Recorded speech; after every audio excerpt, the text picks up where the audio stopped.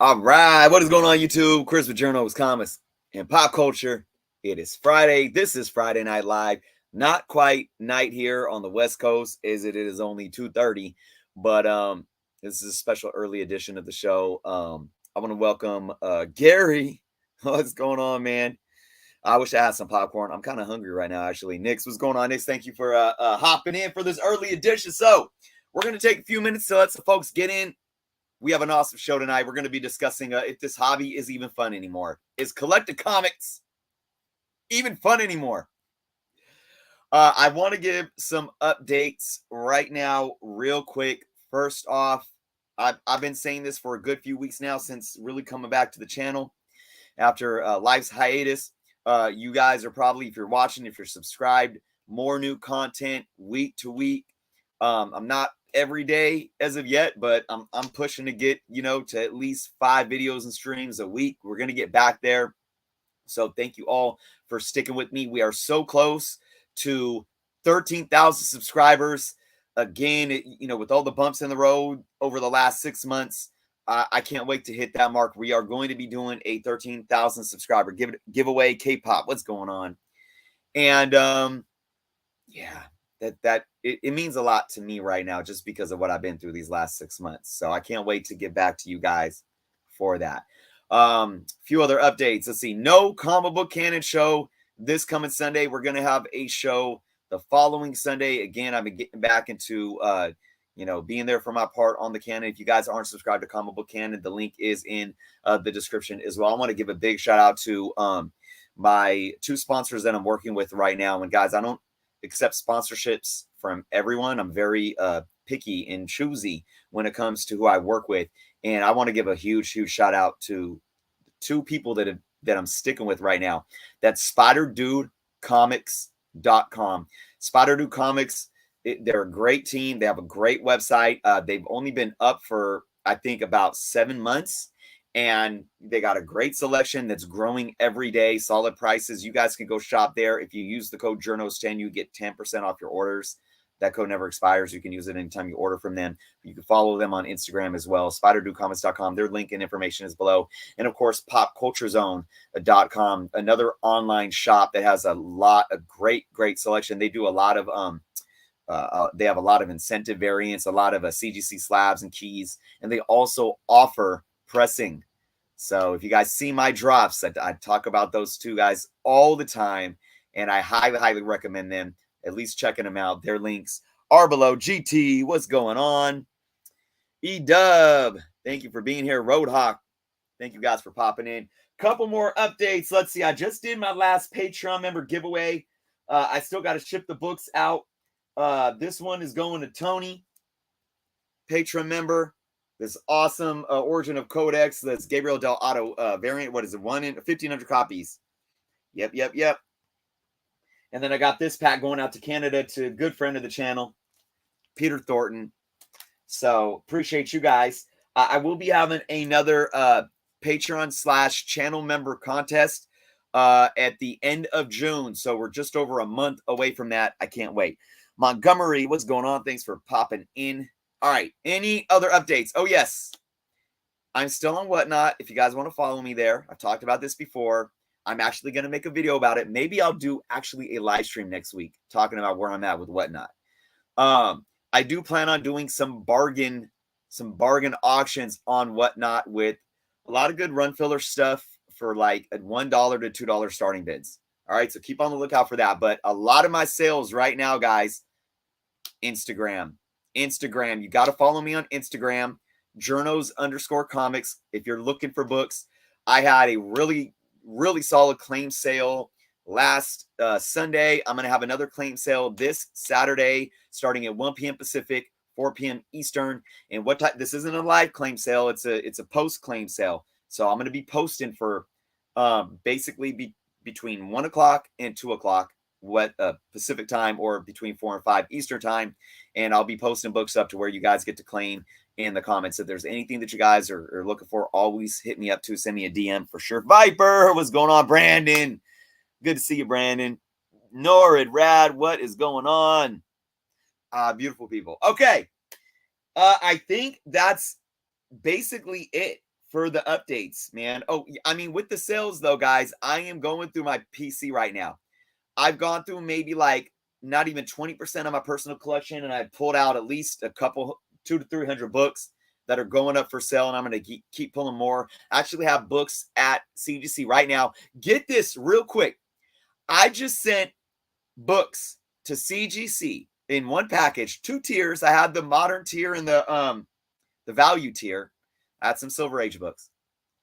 By the time they were, received, basically by the time USPS dropped them off, right? Because then they need to be received in the warehouse. They were received in the warehouse within 4 business days. I'm not fast tracking anything, so we'll see how long the process takes. But to be received in 4 business days, I got to give kudos to them. That's amazing. That's the fastest I've ever seen since I've been submitting for over 4 years now.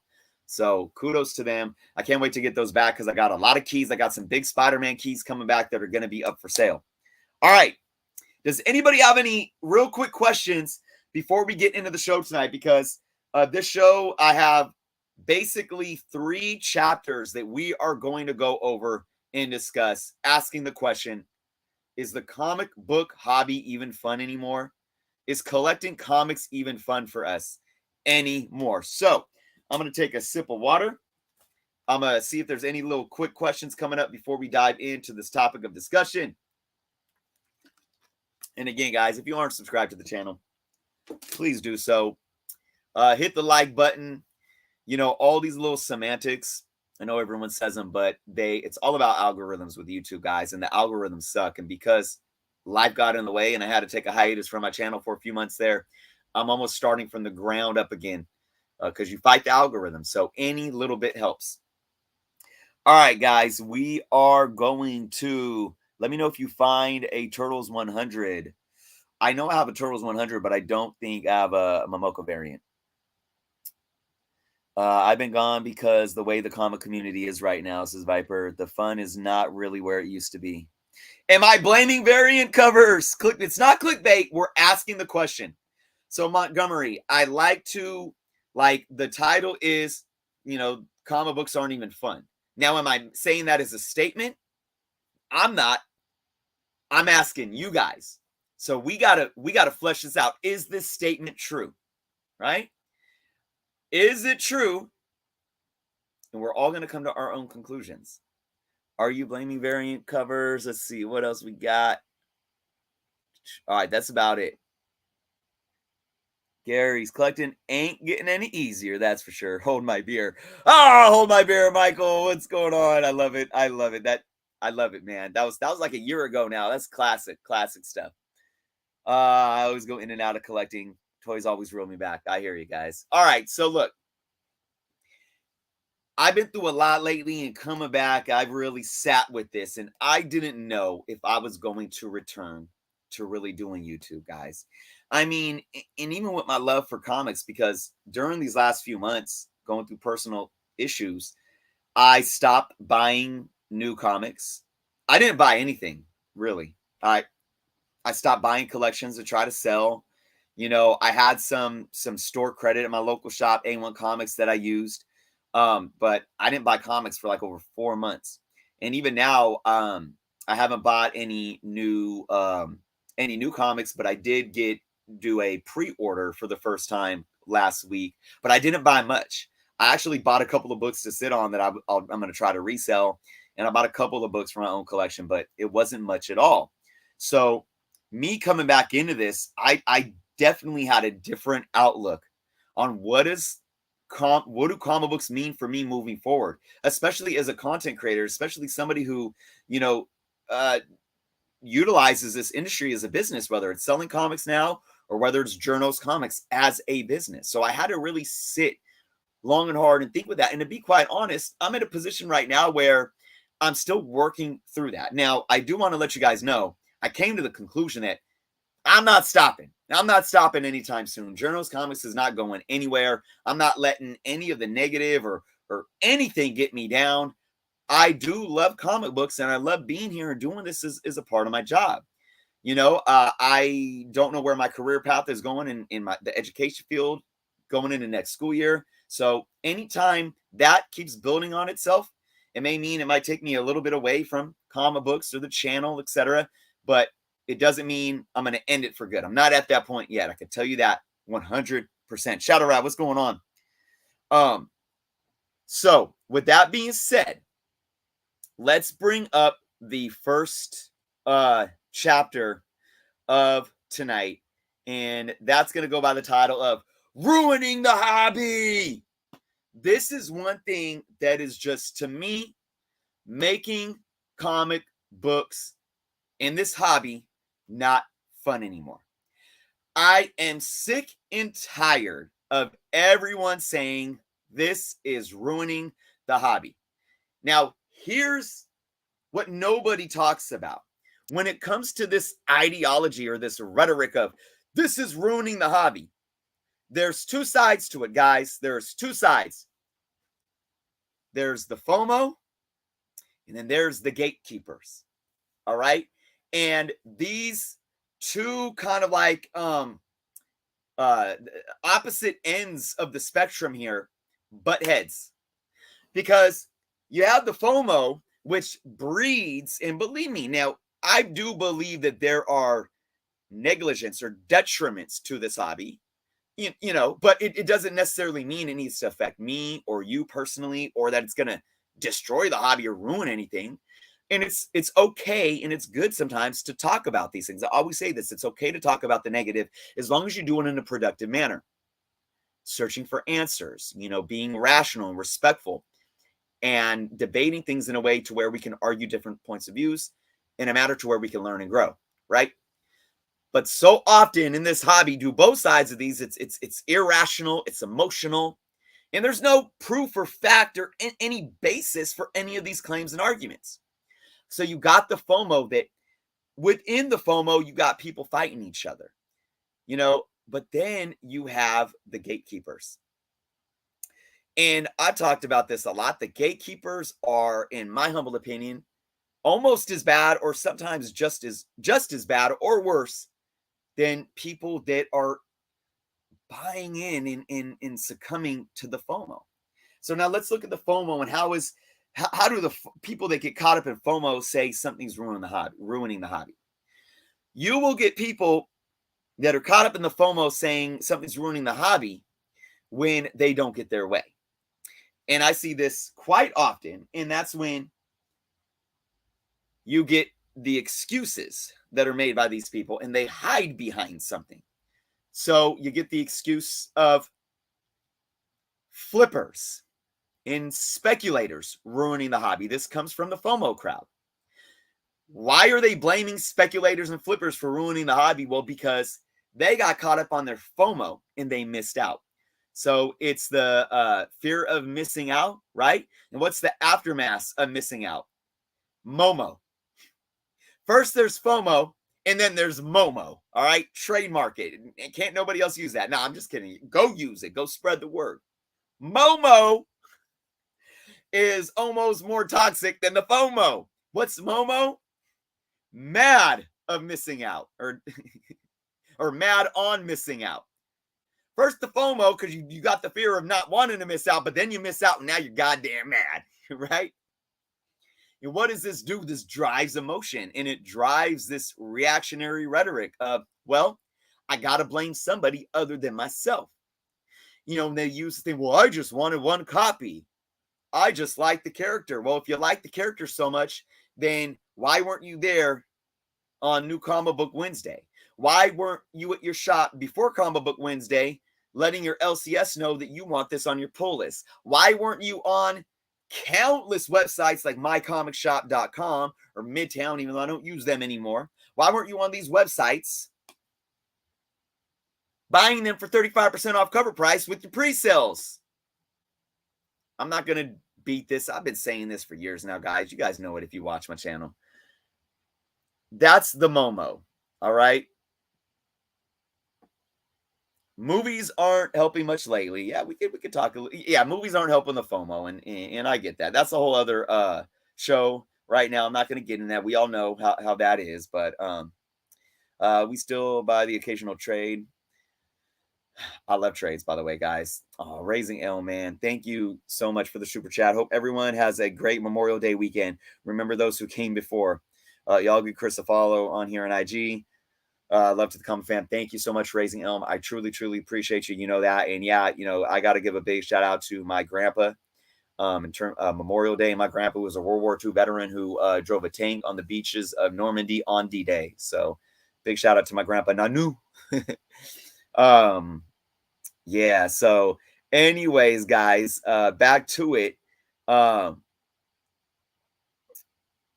I've had families come in to try to buy stuff when I only allow one per customer.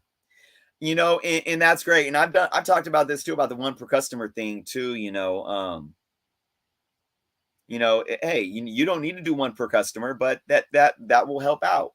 That will help spread the love. But yeah, I mean, if you have families coming in, if a dad's coming in bringing his kids and brothers and sisters and cousins and grandpa, like, whatever, I mean, what can you do about that? But still, if somebody wants it, you can't blame other people. You got to get it yourself. Nobody is ruining the hobby for you. Now, can you look at it and say, well, damn, like from an ethical standpoint, I don't like people that go and, go to an LCS on New Comic Book Wednesday, grab every copy off the shelf, only with the intent to put them up on eBay for 5 times as much. I get it. Now, do I think that's ethical? No. But is there a law against it? No. Can LCS owners limit per customer, et cetera, et cetera? Yeah. So again, it's like, hey, free country, right? I wouldn't do it. I don't think it's ethical. Save some for other people. Pre-order it, and when you do your pre-orders, you can order as many as you want without feeling like you're taking every book off the shelf, right? But again, bottom line, I can think this is ethical, I can think this isn't ethical, but at the end of the day, you can't blame anybody. So I advise people that get caught up in the FOMO, don't make excuses. Own your crap. Own it. Do your due diligence, study. Read your previews mags. They cost they're free. And even if you order them online, you can get them online for mycomicshop.com for 15 cents. They do charge you 15 cents. Probably like a processing fee. Whatever. Don't blame anybody, guys. That's the FOMO side of it's ruining the hobby. They're ruining the hobby. Then there's the gatekeepers. All right. Now, I do believe that some of the gatekeepers do have good intentions. But I do believe that a lot of the gatekeepers don't have good intentions, and it's a facade. Now, I do believe that some of the gatekeepers actually start out with good intentions, and then they realize that there is basically a groupthink mob mentality that aligns with this gatekeeping ideology and rhetoric as well. And they're like, well, shoot, so-and-so comic this and comic that can make YouTube channels like, pushing books and doing this. Well, and they could get subscribers and stuff doing that. Well, I could get followers and everything being a gatekeeper and using this facade of, oh, I actually care about the hobby.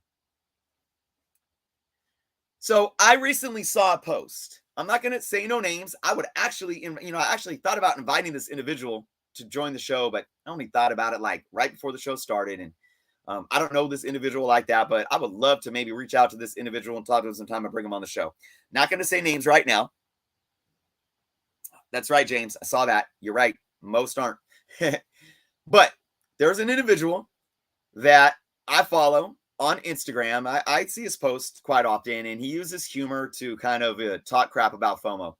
And most of it, I think it's funny as hell because I agree. Even though I don't believe in saying anything ruins the hobby or pointing fingers at anybody, I agree that FOMO is troubling, especially over the last year plus. Even with the downturn of the market, FOMO is troubling, and it's scary at times. And I actually did a live stream sometime last year where I talked about the socio-psychological conditionings of where this comes from.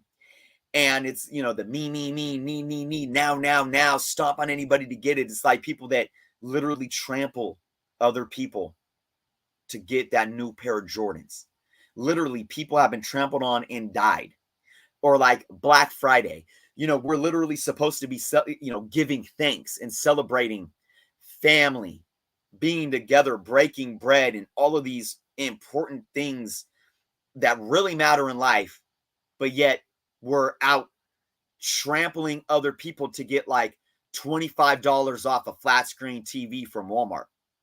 FOMO comes from that same mentality, that same dopamine rush, that same gimme, gimme, gimme, me, almost narcissistic, personality trait that we accept culturally. So I have a problem with FOMO. I do. So this individual is, making fun of FOMO quite often, and this individual did a post about Spider Boy, because it is funny. Now, who knows what might happen to that character? Talked about that on a recent video, but they said that this comic book belongs in the dollar bin, and I said, no, it doesn't. I disagree. While I agree with your sentiment about it not being a book, actually, I'm gonna read you guys. I'm gonna read you guys exactly what I said here. I think it would be good to have proper context. And while I'm pulling this up, I do want to read a couple of comments. Actual Dracula, what's going on? Kick them all out. Who are we talking about kicking out? Who are we talking about kicking out? We can't kick anyone out. Modern books and new releases are cool, but I pay more attention to silver bronze. Yeah. iBulk lore, what's going on? Okay, let me find my comment. All right, this is what I said, guys. This individual was saying that this comic book belongs in the dollar bins, and I say this. I disagree. Any spinoff of arguably the most popular superhero ever, not named Superman, is naturally going to garner some type of demand. The problem, though, is how we view the market and how we react. Instead of reacting in a way that organically drives market value based on supply and demand, we react in an irrational emotional state and push the market value above an organic market equilibrium. Once this happens, a precedent is set for future buyers who now assume that the bloated price is the fair market price. Do you guys understand what I'm saying? I'm talking about the chain reaction or the domino effect that happens here. Alex, what's going on? Kevin Hurt, what's going on? So, again, I say, I don't agree with you that this belongs in the dollar bin. I do believe, comic books, there's inherent value where, there's a new Spider character and, it's going to drive demand. It might drive the value of a comic book up. But how much, though? How much is it naturally going to drive that comic book up when you actually look at what's available out there and how many people want it? Well, I'll tell you what, $30, $40, $50 for the Spider-Man book, the Spider-Boy first appearance, Spider-Man number 7, whatever. I guarantee you right now that value is not organic. It's not sitting at a market equilibrium. A market equilibrium is where the supply base, the market price or the market value meets supply and demand. I guarantee you that's not what's happened. What happened was, as soon as the book started selling, people were in FOMO, so they started overpaying. And once you start overpaying, you set a precedent of future buyers to look at that price, and then they look at that price and say, oh, that must be the fair market value. I'm going to pay that. Or I'm FOMOing out. I might even pay a little more because they don't want to miss out, not knowing that there's plenty of them out there, and there's almost practically no way that you can miss out as long as you pay, maybe at this point a substantial amount above cover price. I don't think this book right now, honestly, if you looked at organic supply and demand and market equilibrium, there's probably no reason that this book should be selling over $10. But when I say no reason, I'm taking emotion out of it. When you add emotion in, and when we use emotion making our purchasing decisions, hey, it's a free market. Somebody can pay whatever they want for it, and then it sets that precedent, and the next person's going to pay whatever they want for it. So that's some context there. The individual responded by saying, well, your comment sounds like you're kind of in agreement with me. And they said that the overhyped FOMO book is insanely overvalued. I think that's an exaggeration. I just talked about how I do believe it can be slightly overvalued. I do.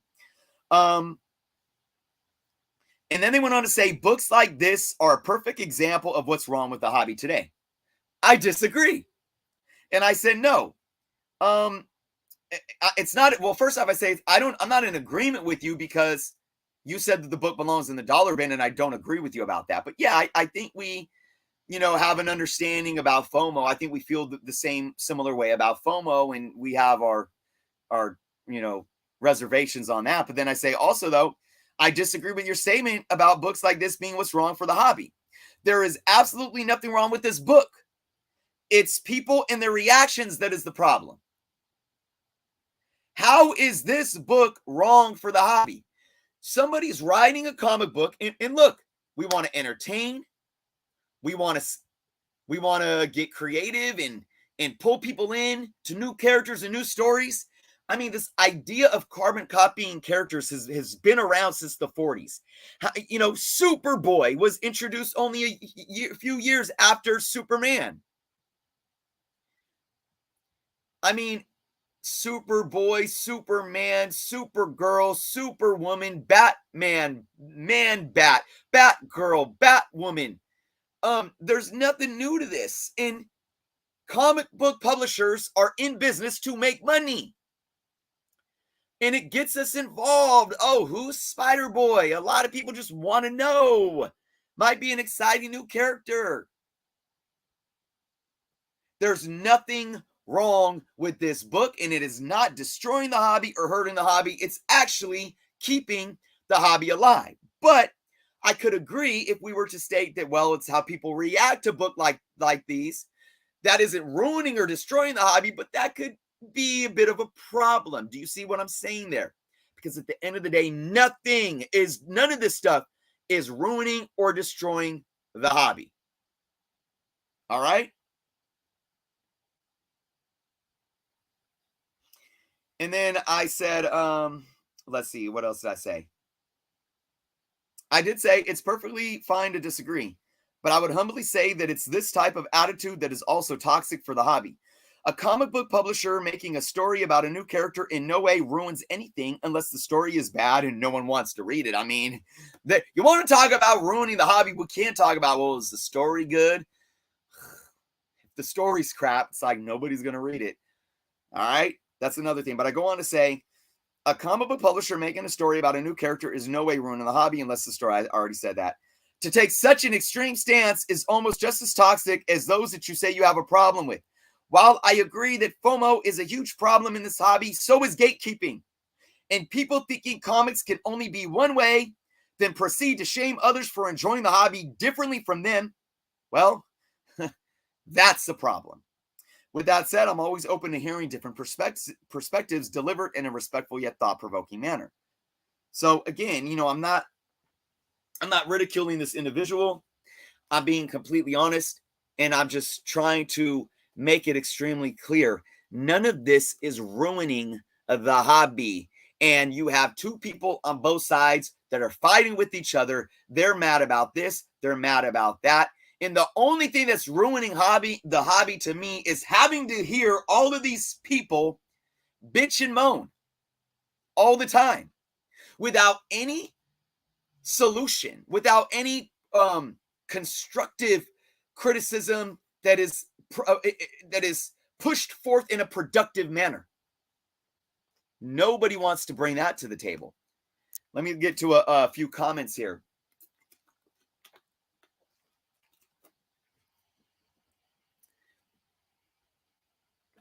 Alex, Matthew, reading a comic book, what a novel concept. I feel like people forget comics can also be read and not just be soulless investment pieces.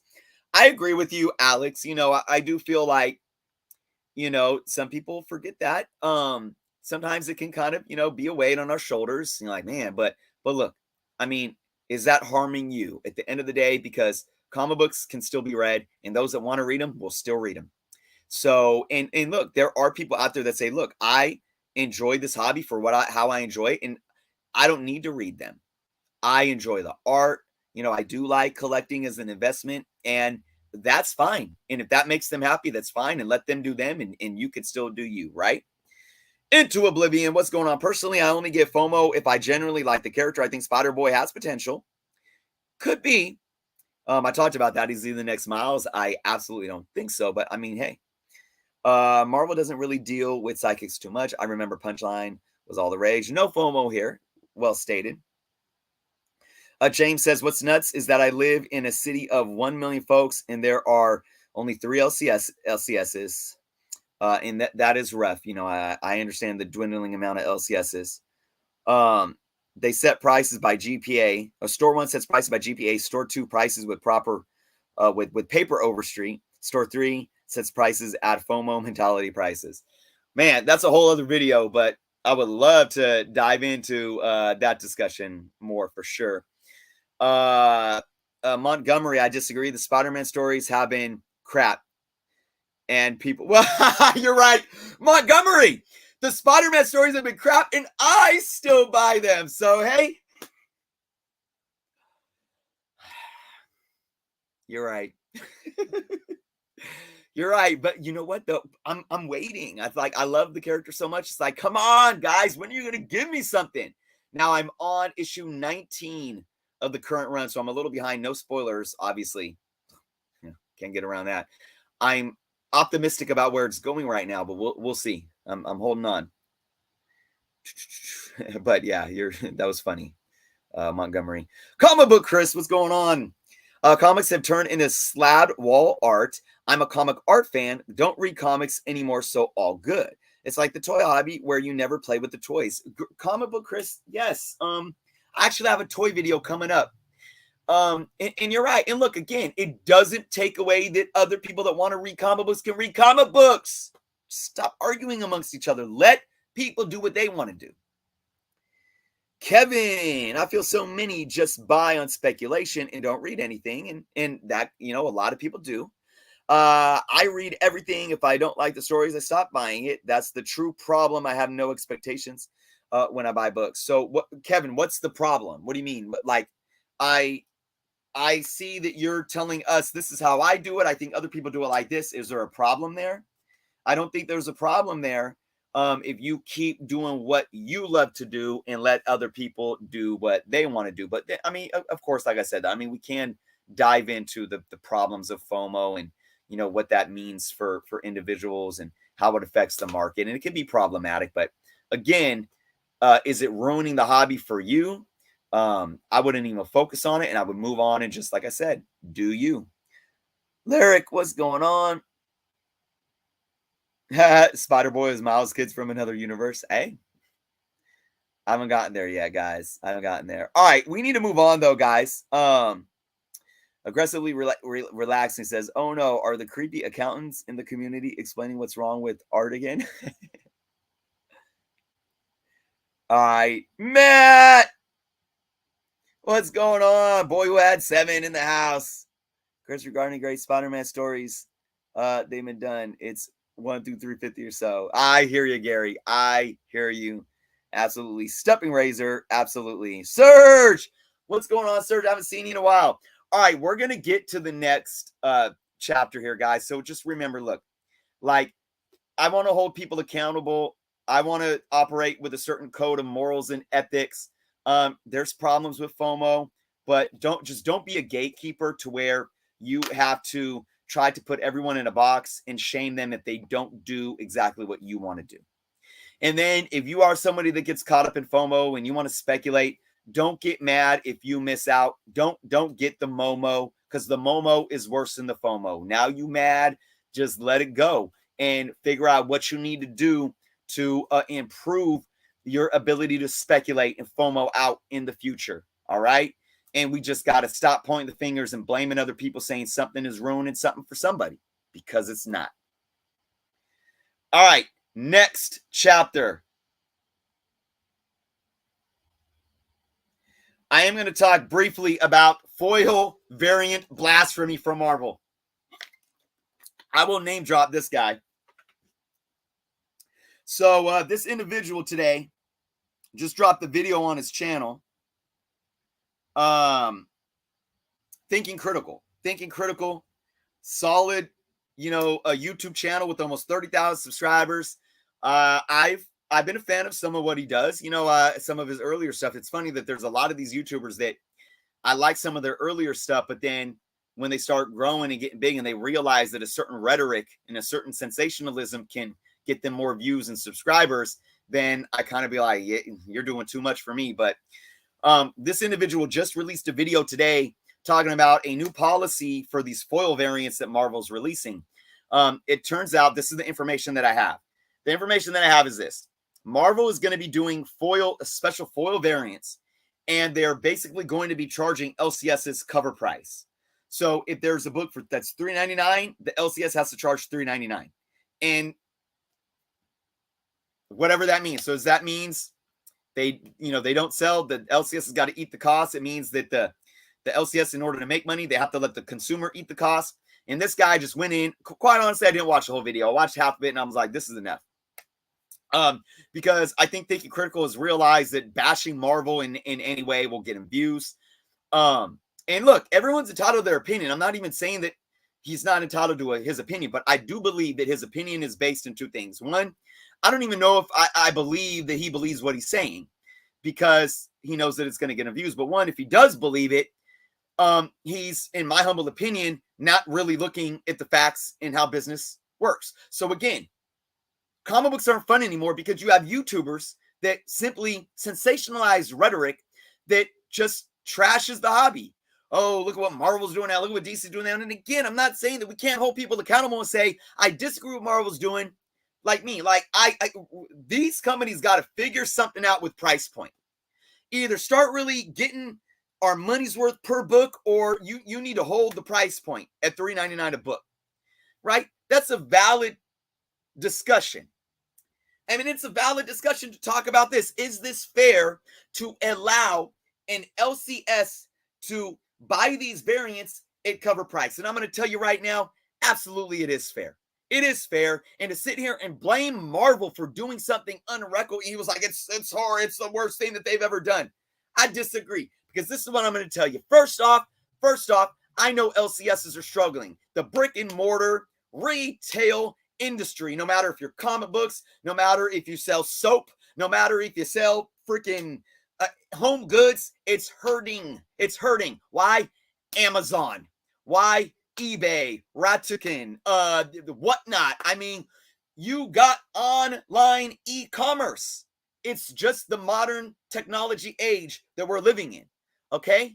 But here's the thing. I say this about incentives variants too. Oh, it's messed up that Marvel and DCs and the publishers have to make LCSs buy 25 cover A's just to get one of these. Well, let me tell you something. No, it's not. That's why they call it incentive. If you have a comic book store and you know that, what's freaking the new Darkhawk title? You know that you don't got any customers that really buy Darkhawk, and you only need to buy maybe 3 or 4 copies of that issue every month. But oh my gosh, look at this 1 in 25 variant by Inyuk Lee that Marvel's pushing. Let me buy 25 just to get one of those so I could sell it for $14.99, the variant that is. But now you got 25 copies of Cover A that you know you can't sell. You have no place buying 25 copies of that book in the first place. So do it like the old folks did in the old days. Buy Cover A's. You're not entitled to every variant. The same goes with these foil variants. Look, Marvel and DC as publishers, they're not printing as much. Costs are going up and they need to make money, whether we like it or not. What's the point of any business being in business? Is to make money. Marvel needs to make money. Marvel doesn't profit off the secondary market. Marvel profits off of print. You go to print and we sell what we buy from the LCSs, from the middleman distributors. It's that simple. Marvel can't say, well, we got this new idea for foil variants. They're actually doing you a favor, LCSs, because the publishers can't take those foil variants and sell them above cover price. But you know what you can do, LCSs? You know damn well, I know damn well that these foil variants, as soon as they hit the shelves, they're going to be up on eBay selling for 2, 3, 4, 5 times the cover price. I know it. I know for a fact. So if I'm an LCS owner, I need to understand my customer base. I need to understand my P&L. I need to understand my margins. What can I invest in order to, figure out the best way for me to test the market and profit, I might buy a couple at $3.99. I'm going to buy them at cover price, and I'm going to sell them for $8.99. I'm going to double the price because they are like an incentive variant. I mean, they literally are. It's the same realm of things. I'm not mad at anybody. And if you're an LCS that can't afford to buy these, shiny new foil variants at cover price from the publishers or from Diamond, then they're not for you. And quite honestly, maybe you need to hire a gaming specialist and focus more on Magic and Pokemon. Or maybe you need to stop paying that over bloated rent for your 1,800 square foot shop, and you're in the red every quarter, and close down the doors and just start selling on Whatnot, because you could probably make more money that way. Stop blaming other people. Marvel is not ruining comic books by charging cover price for these special variant covers. They're not, sticking it to the LCSs. The only person ruining anything for us are you people that keep complaining about everything without a substantiated argument. All right, we got one more chapter to get to. I'm going to look through some comments. Comic Journey, what's going on?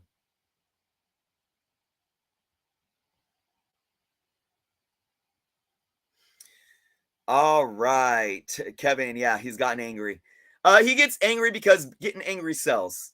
It does. I get angry though, but I like to think I get angry for the right reasons. Aggressively relaxing. These books are so bad, all of them. Every creator on all 12 books that Marvel put out this week. All right, come back next week where we will say it again. Not really understanding what you're saying there. Aggressively relaxing. It sounds like you're just not a fan of the content of those books. They can't hold that price point. They have shareholders that expect more money. Prices will go up.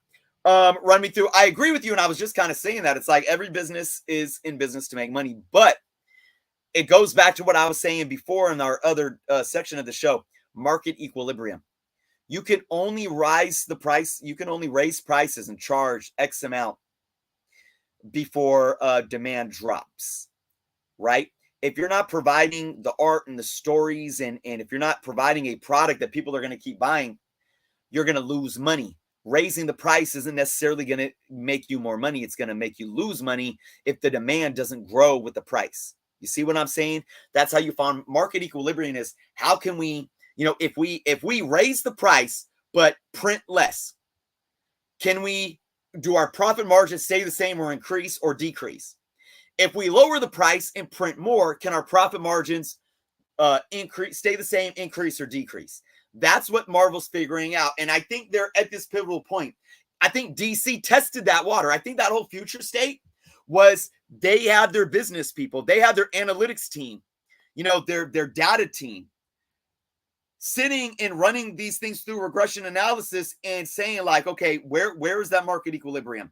Let's minimize the quantity. Let's try to beef up quality, minimize quantity. We're only going to release for these, 3 months? We're only going to release this amount of titles. So we're stripping like 30 titles, only going down to like 12 titles for the next 3 months. All right, we're going to get solid art on them. We're going to do all card stock covers, and we're going to raise the price to $4.99 and $5.99 for cover A. Let's see if we can keep, if we could bring in more consumers, if we could keep consumers, or if they dip off. That's how you test it. So I think still with market, with cover price right now, I think both publishers are trying to figure it out. Into Oblivion, yeah, technically comic shops don't have to do anything. My local comic book shop does not order a ridiculous amount to get an incentive unless the customer pays for it. Absolutely. I mean, comic shops have to make sales too. If a particular title is only selling like 3 copies, you're not going to order 50 for an incentive. It doesn't make sense. And that's just basic business. Hello, exactly. Into Oblivion. Sky, LCS can put any price on any comic they want to. They can. And I've done videos about that. Can a LCS basically take a book that was released that Wednesday and sell it for a higher price than cover price? Not getting into that right now. That's a whole other conversation. Gary, when Marvel brought Norman Osborn back from the dead, that's when I threw my hands up. Yeah, Gary, some people need to stay dead. You know, some people really need to stay dead.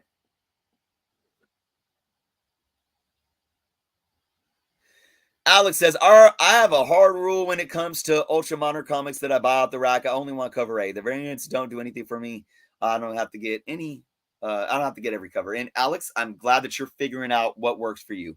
Absolutely. Why are you yelling again? I'm happy yelling, Comic Journey. Vent mode.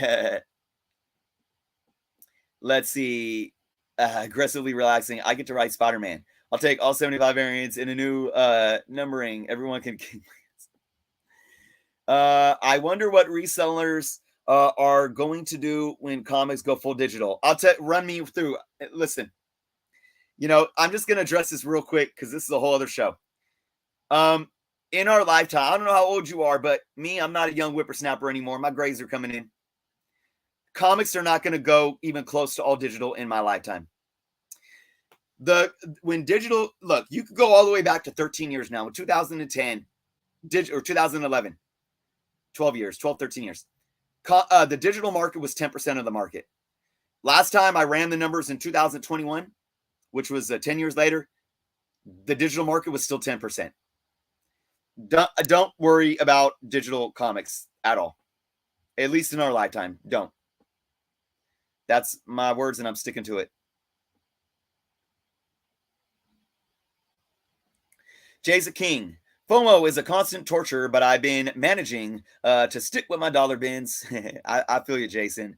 I think a lot of those books are getting a boost in the way that the Star Wars prequels got after the sequels disaster. That's a good way to look at it. Variant should only be purchased for dope cover art. Well, again, into oblivion. I wouldn't say they only should. I mean, to each their own, right? But that I would hold myself to that too, because we see how variants tend to tank off.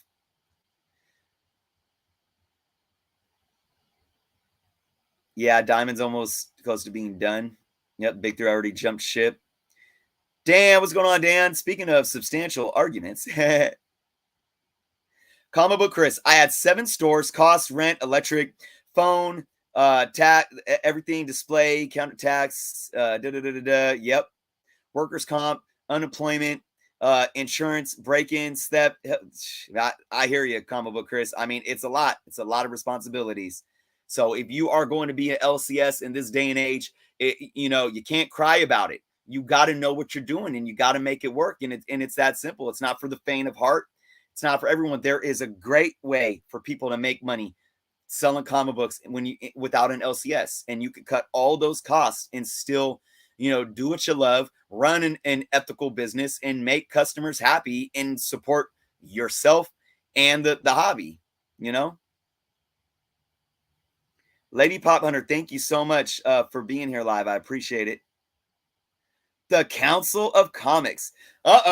Here we go. Totally disagree. Marvel and DC have both been sticking it to comic shops. I know because my team works side by side with a shop that's been open for 20 years. Okay, Council of Comics, I accept your challenge here. I was speaking of a specific issue. I said my point on a specific issue. I would love to hear how you feel Marvel and DC are sticking it to comic shops. So basically what you need to do, state what's going on, right? Put the facts out there, and then state your argument. Like, that's your thesis statement. Like, this is what's going on. This is my argument. And then give me at least 2 to 3 points to back up your argument. And hopefully those points, they can be opinionated, but they should be rooted in some factual, substantiated evidence that you could pull from. This is why, because of numbers or data, etc., etc. I would love to hear what you have to say. Pedro, what's going on, Pedro? Cardstock covers are nice. I would actually love all, but I don't know. Now that I say that, maybe I wouldn't love if all cardstock covers had, or all comics had cardstock covers. Brendan, what's going on, Brendan? Oh man, Tom, thank you, man.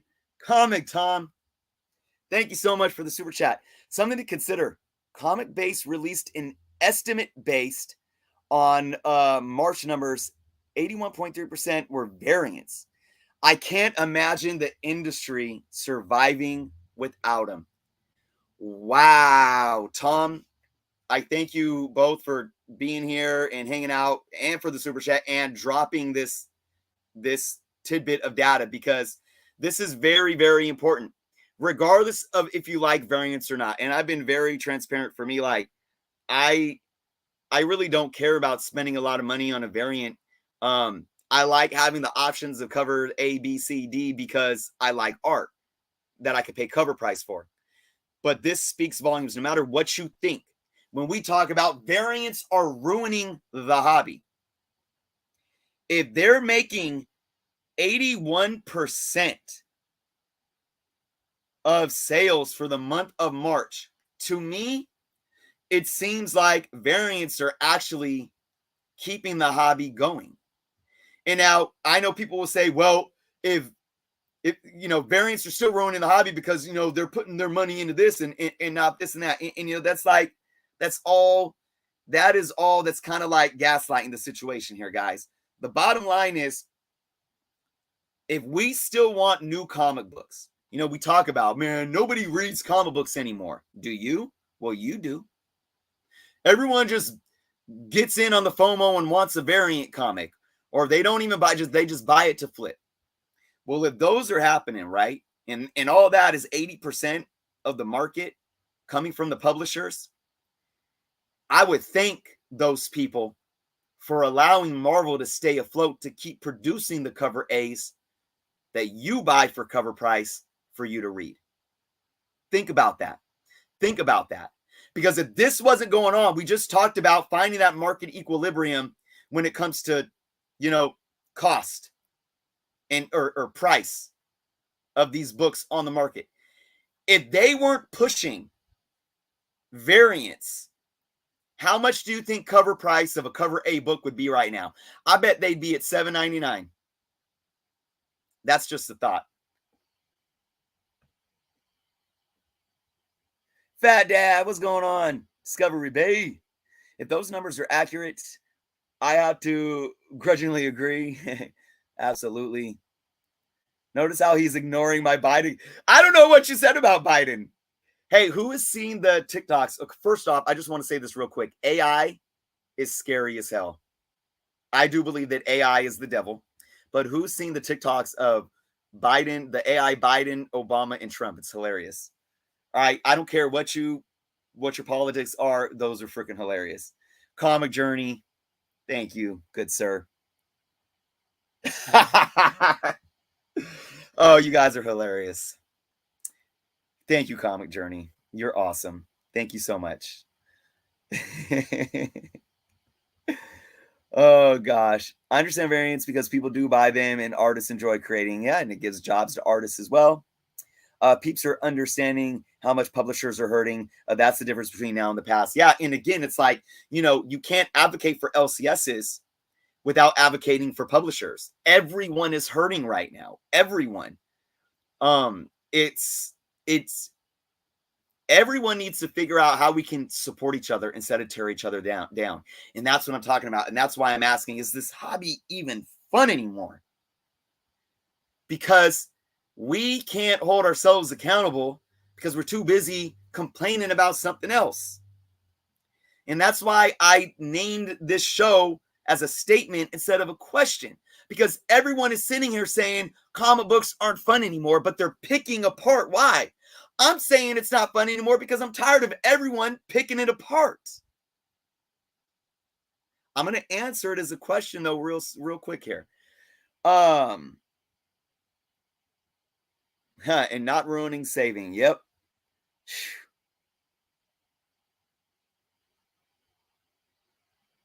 People got to take the time to understand the market we are in. Absolutely. Absolutely, Tom. I agree 100%. All right, guys. So we're gonna get to one more thing here. I do believe for the show. And I'm not gonna spend too much time on this. I'm not gonna spend too much time on this, guys. And I don't want to cause an argument because that's just the way of the world right now. Everything is politicized, but not by the publishers, not by the writers, but by fans. And that's just, if you look at where we're at, that's just it. Look, everyone has the right to their own opinions in life. And we know that when it comes to like politics or religion or real social issues, people pride themselves on their opinions, and we've forgotten how to have conversations. But this idea that modern comics, led by publishers that are hiring writers that just want comic books to fail because, you know, they have these agendas, it's complete and total BS. Now, what I think is a valid argument is that, you know, everyone has an agenda. Everyone has an agenda. We have agendas as human beings. We have agendas as, you know, in with our business. My agenda here is to make you guys want to watch me and subscribe to my channel. That's my agenda. You know, what's on the agenda today? Agenda isn't a bad word. Everyone has an agenda. But we got to stop thinking that everybody's agendas is somehow this conspiracy theory that exists as this secret entity or this large entity working to destroy something that we love. Because when it comes to being politicized, you know, outside of the last 6 months, because of my personal life, I didn't pick up a comic book and everything that I was going through. I read a good amount of current, you know, over the last 20 years, even current stuff, Marvel, DC. I read almost all the Future State stuff. I read a good amount of Marvel stuff. I've been reading more indie stuff. There is hardly any politics in these comic books. You know, what there is me being pissed off about the freaking Spider-Man. I'm like, come on, people. I thought Dan Slott was bad. Has nothing to do with an agenda, especially a politicized one. The only people really as a group that are politicizing comic books are the people that are sitting either in front of a screen or behind a screen typing, saying that everything's politicized. Are comic books even freaking fun anymore? The same people that say politics are ruining modern comics are the same people that then say, I don't even read modern comics.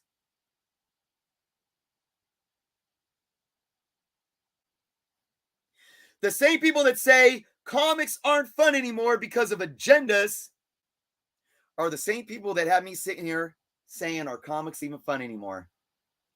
Because all you guys do is fight. So, I wanted to make this one quick.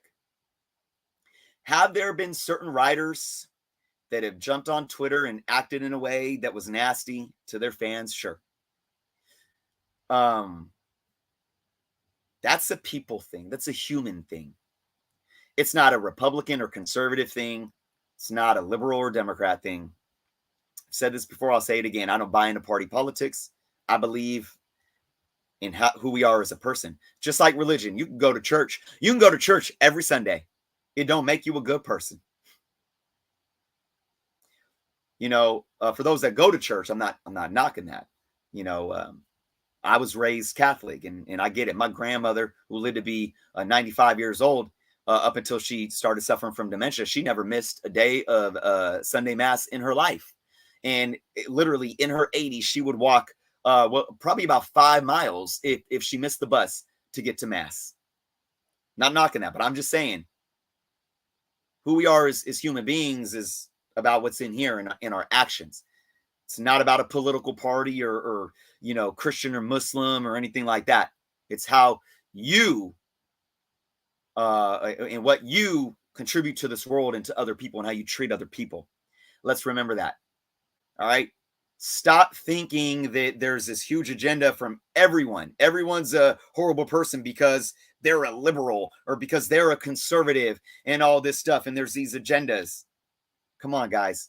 This, we need to take a scale back and stop falling into the sensationalism that is on YouTube. Think for yourself. All right? But we're going to move on from this. And we're going to get to my closing statement. COG. I love comics.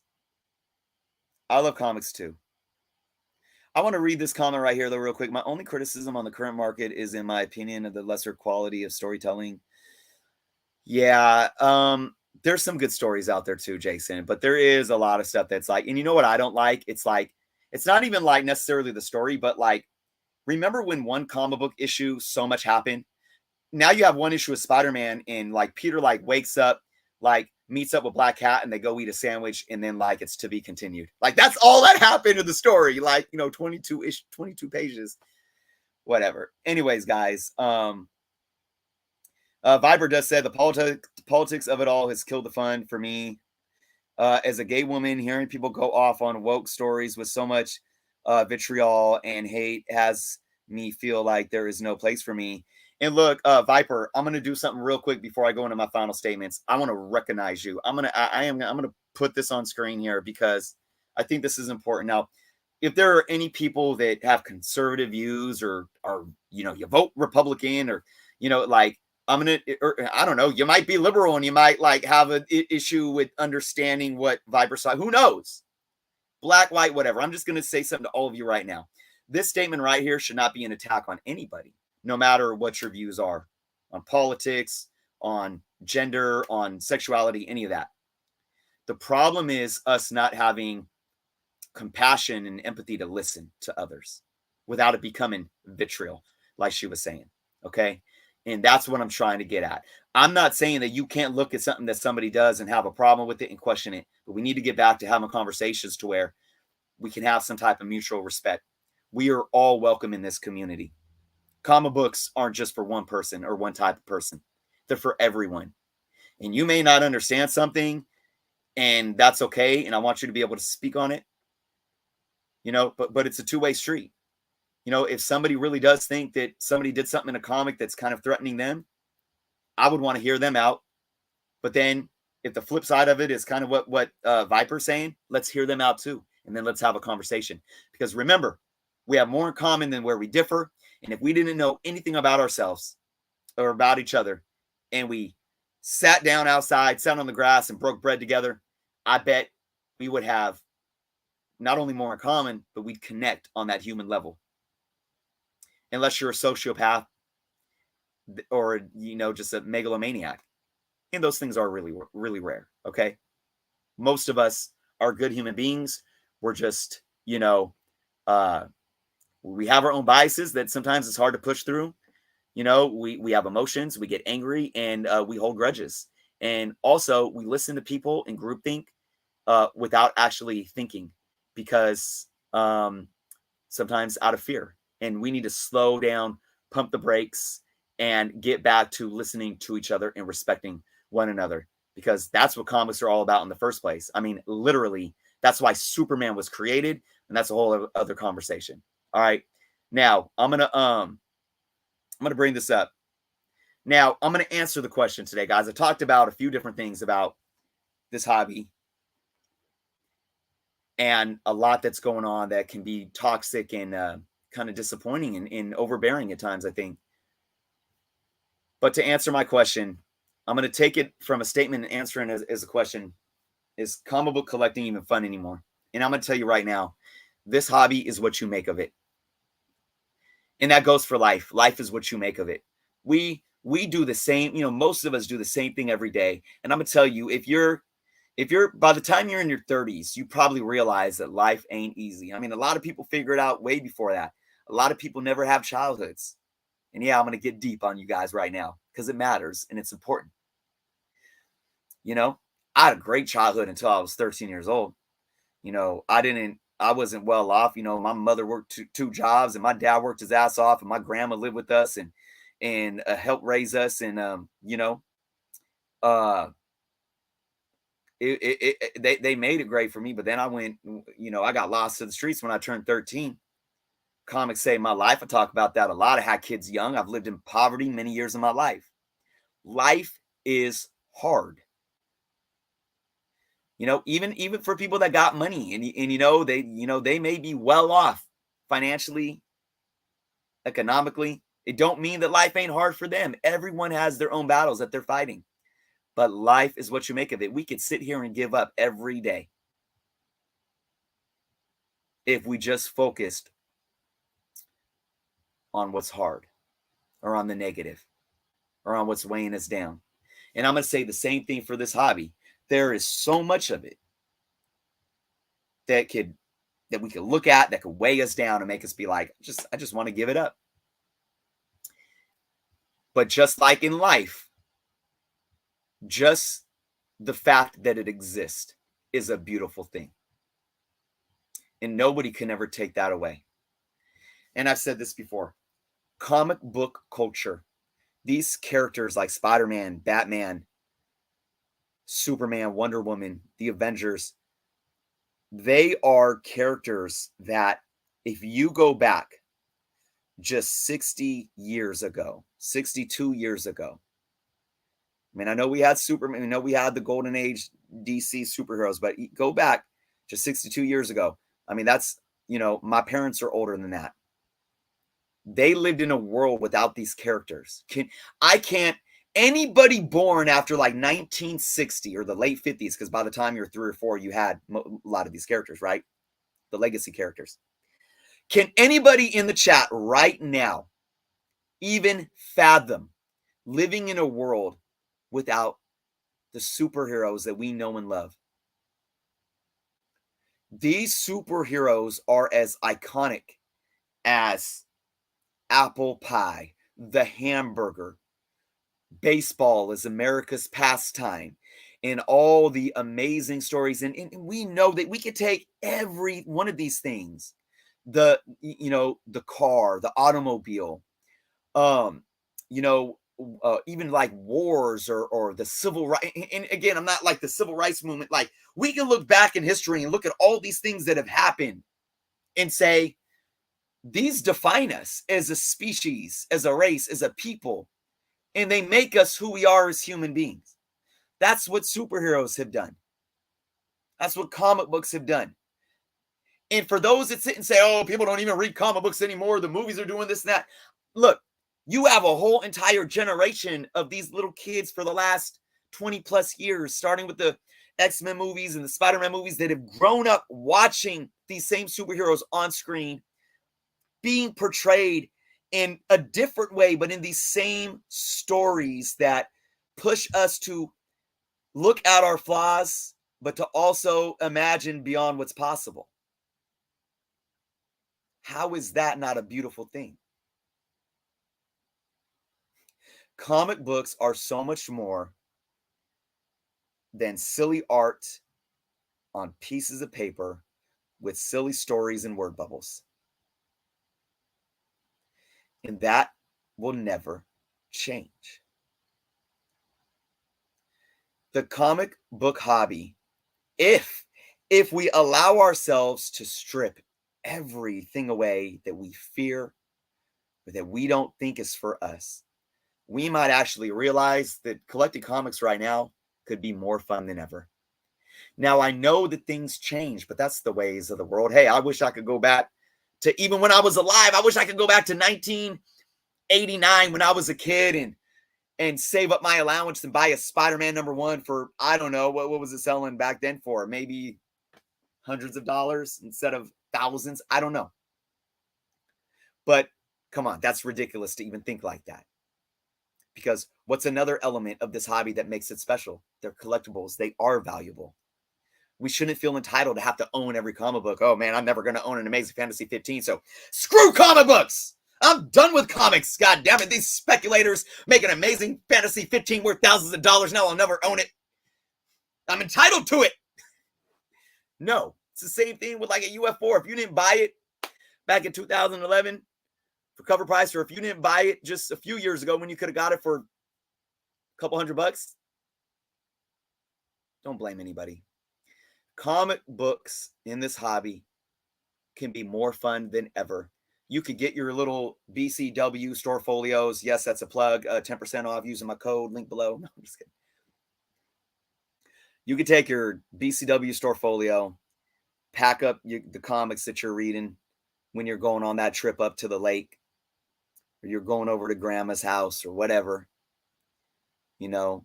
But then you can also bring your laptop or your phone and pull up Marvel Unlimited and read a comic book wherever you go.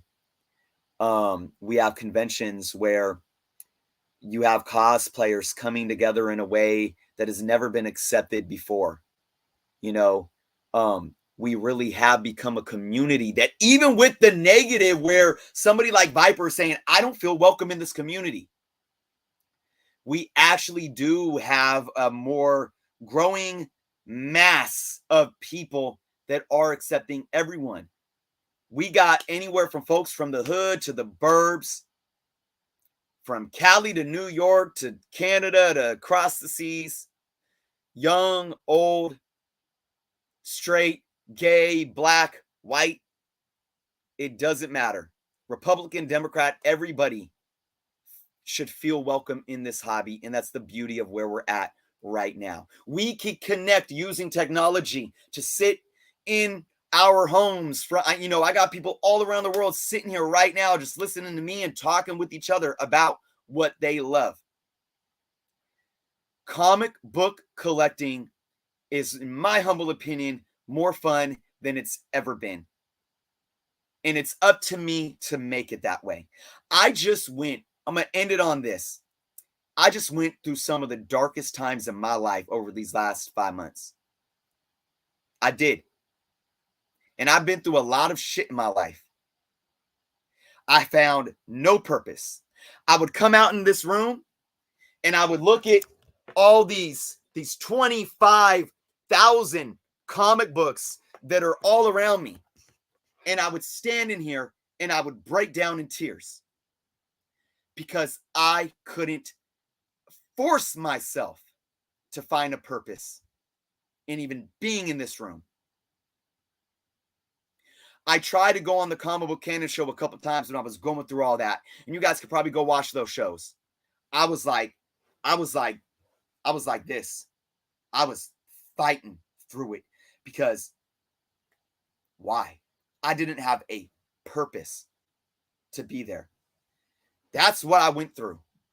Now I can only, by the grace of God, Most High, Allah, Jah, whoever you pray to and I pray to, it don't matter. My higher power blessed me with the ability to come out of that. And what was there for me when I came out of that? This comic book hobby and community. What was there for me when I was going through that? This community. So my advice to people like Viper and to people that have been on any side of what I discussed today, you maybe you're feeling this way because of this or because of that. Maybe you're feeling this way because, you got the Momo. Maybe you're feeling this way because you want to be a gatekeeper. Maybe you're feeling this way because you feel priced out, or you're mad because LCSs are dying, or things are changing and you think the digital is going to take over, whatever it may be. Or maybe you're mad because there are toxic people on the internet. I encourage you all to look in the mirror and say, it is up to me to do my best to focus my energy where I want to put it. And I'm learning to do that every day still, guys. But I'm a changed man from what I went through coming back into this. I no longer will sit there and allow myself to look at the negative in the toxicity and say, nope, this is ruining it for me. I will not give them that power, and neither should you. And on the contrary, you know what I will do? I will continue. I'm not going to block it off with the wall. I'm going to block it off. I'm going to push back with a light. I'm not going to close down by putting a wall up, because you know what that does? Just what I said. It closes you down and it's going to leave me in the darkness. I'm going to face it with the light, because when I face it with the light, I know that nothing can stop me and what I'm doing. And hopefully that light might shine on these people to where they can figure it out for themselves, because they're the ones in the dark. And that's sad and it hurts. So this is how we can protect ourselves and continue to be a part of what we love. And hopefully one day, slowly but surely, rid out the toxicity the best that we can and making that difference. But just know we can't change everyone. We can only be responsible ourselves. But I'm going to tell you guys, it's still a loud minority. The majority of people here are here because they love comic books. And it's that simple. So with that being said, guys, I appreciate every single one of you. I want to get to a few comments here and see what you guys had to say. Let's see what we got.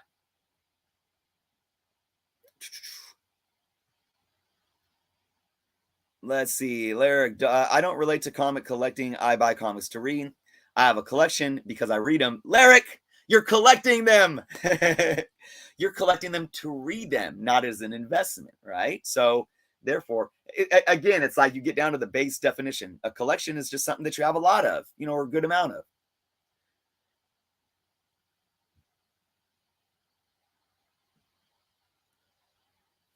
Let's see.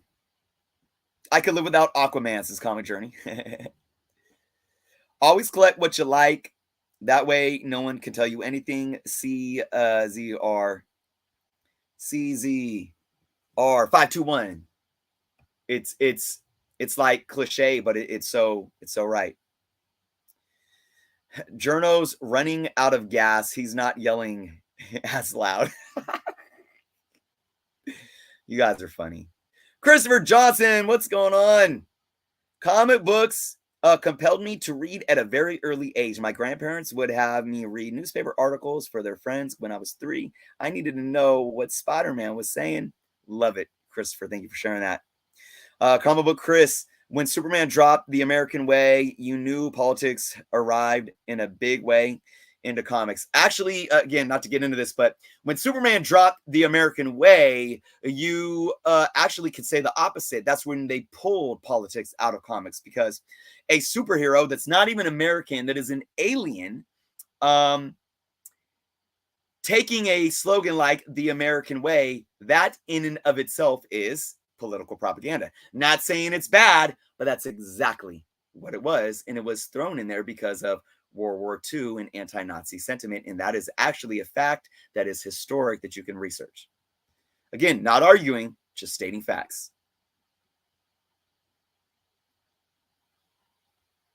Run me through. If you think kids should be drag shows, then you ain't welcome.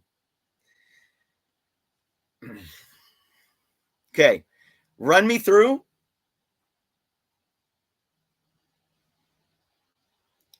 That has nothing to do with comic books, and you bringing that up right now is antagonizing anybody here. First off, I'm going to tell you right now that your sentiment is very stereotypical and generalized. All right. Now, I'm not, look, you want to hit me up, run me through. You can hit me up on Instagram, send me a DM. I would love to have a private conversation with you about this, because I want to hear what you're saying. I might agree with some of it. I might disagree with some other parts of it, but you're making a blanket statement. And quite honestly, it has no place in this group of people right now.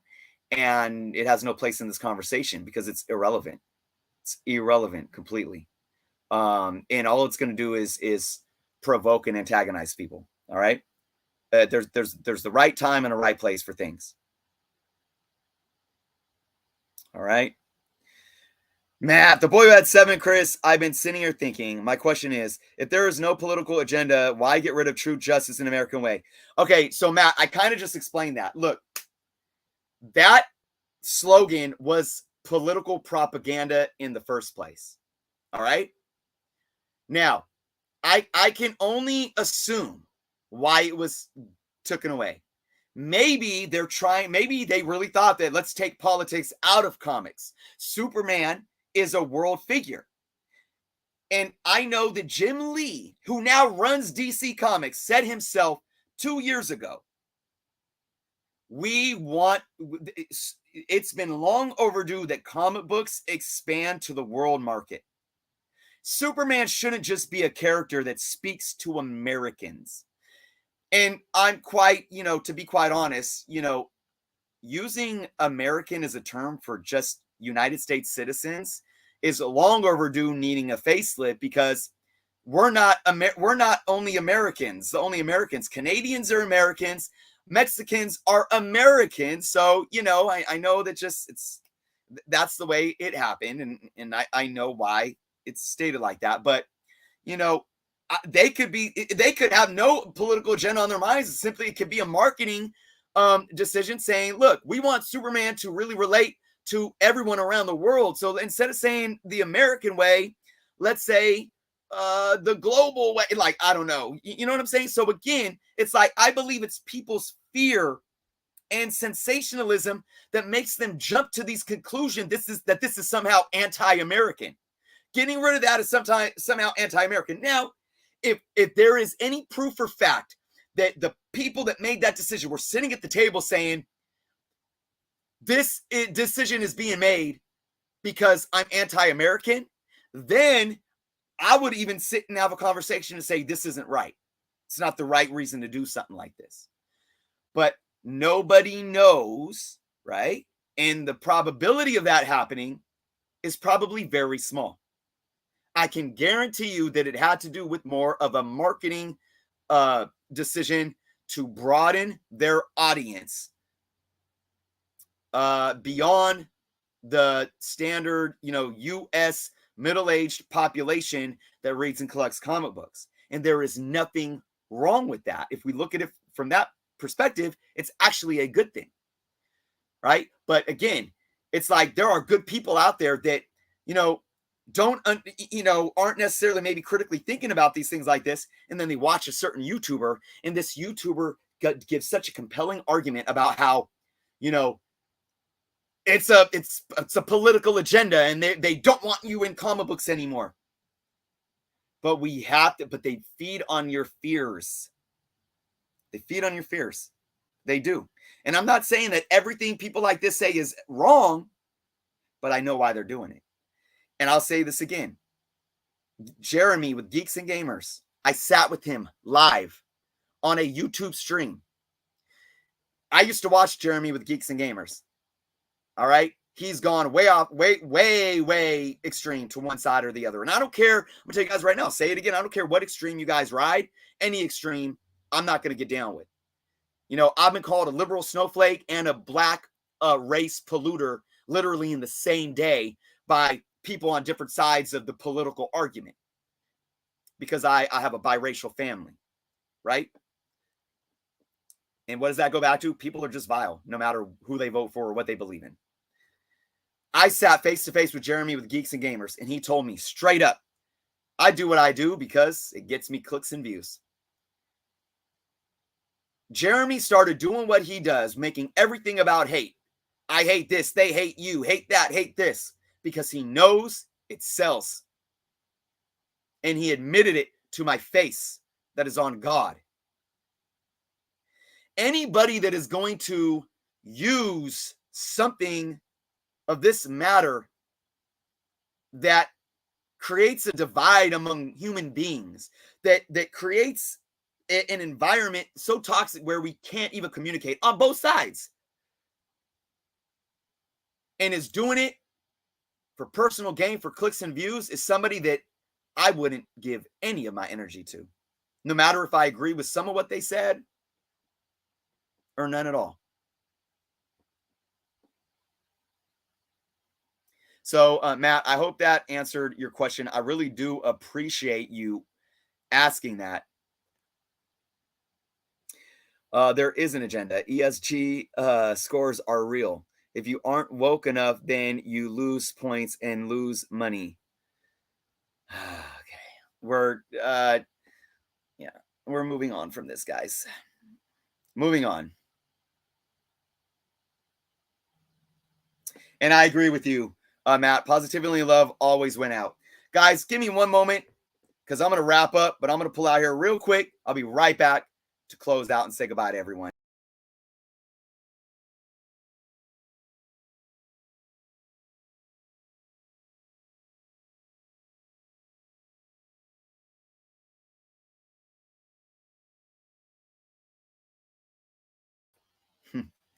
All right, guys, my son was actually calling me. I had to make sure he was okay. So let me get to a couple more questions here.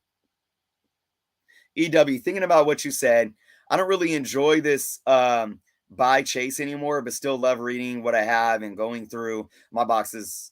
Yeah, EW, and I hear you, and it's all about what makes you happy at the end of the day. Dr. Nezneb, I appreciate you. Love you, Journo. You've improved the quality of my collection. I appreciate you and what you do. Thank you so much for saying that. I appreciate you just as much.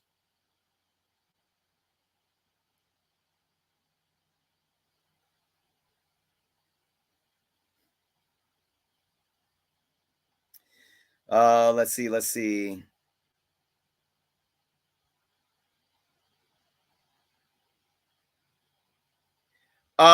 No, it's not about argument journey, comic journey, and I'll argue this until we're blue in the face.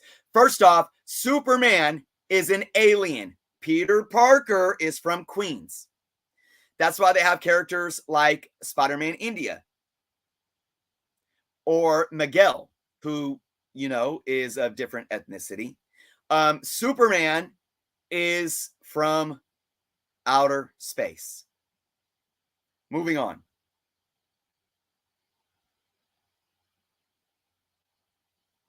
I said black race polluter. Basically, it's this idea that because of the color of my skin, I'm polluting the black race by having mixed babies.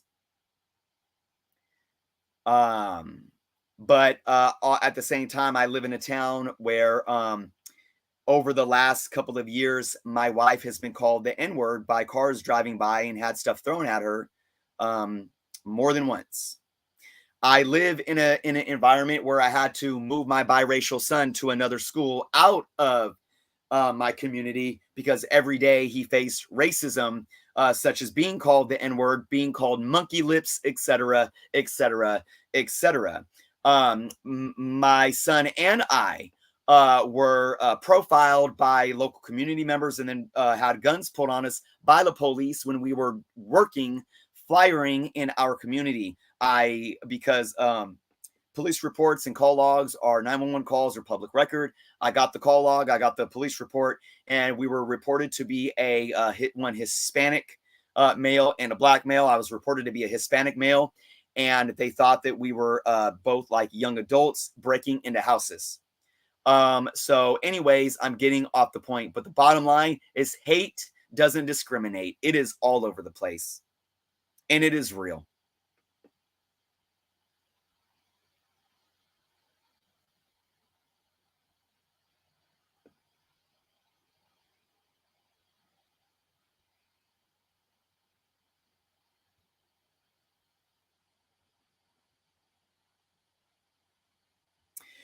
Matt, I mean, I hear you. Look, I think this has more to do with us clinging on to things.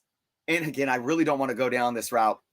The American way, when Superman was created, lynched black folks in the streets publicly while people literally barbecued and ate popcorn. The American way during that time was women, well, I mean, they did have the right to vote, but their place was in the kitchen and only in the kitchen. Where black folks were getting hosed down in the streets and were segregated and couldn't drink out of the same water faucet as white kids or white people. It's all about perspective, Matt, and I know you understand. We have to, I'm not living in the past, but we have to understand the past in order to understand how we got to where we are today. I understand that maybe your experience as an American, or maybe my experience as an American, can be such a positive thing. It's what that Statue of Liberty stands for, right? I mean, we can read, the Declaration of Independence and understand that. But why? Why we can look to the Declaration of Independence? We had a constitution that was still stating that black folks were only 3/5 of human beings. This is real. This isn't liberal rhetoric or, reverse racism. It's real. My children's grandfather was old enough and lived in segregation as a black man. It wasn't hundreds of years ago, or let's forget about that. It affected people that are still alive today. My children are affected by the American way today because in some towns, the American way shows up in racism.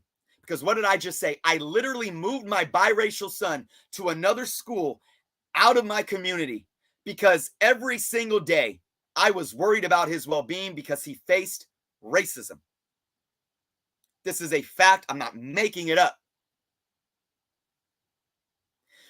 As soon as my kids are in college, me and my wife are thinking about moving because I worry about her.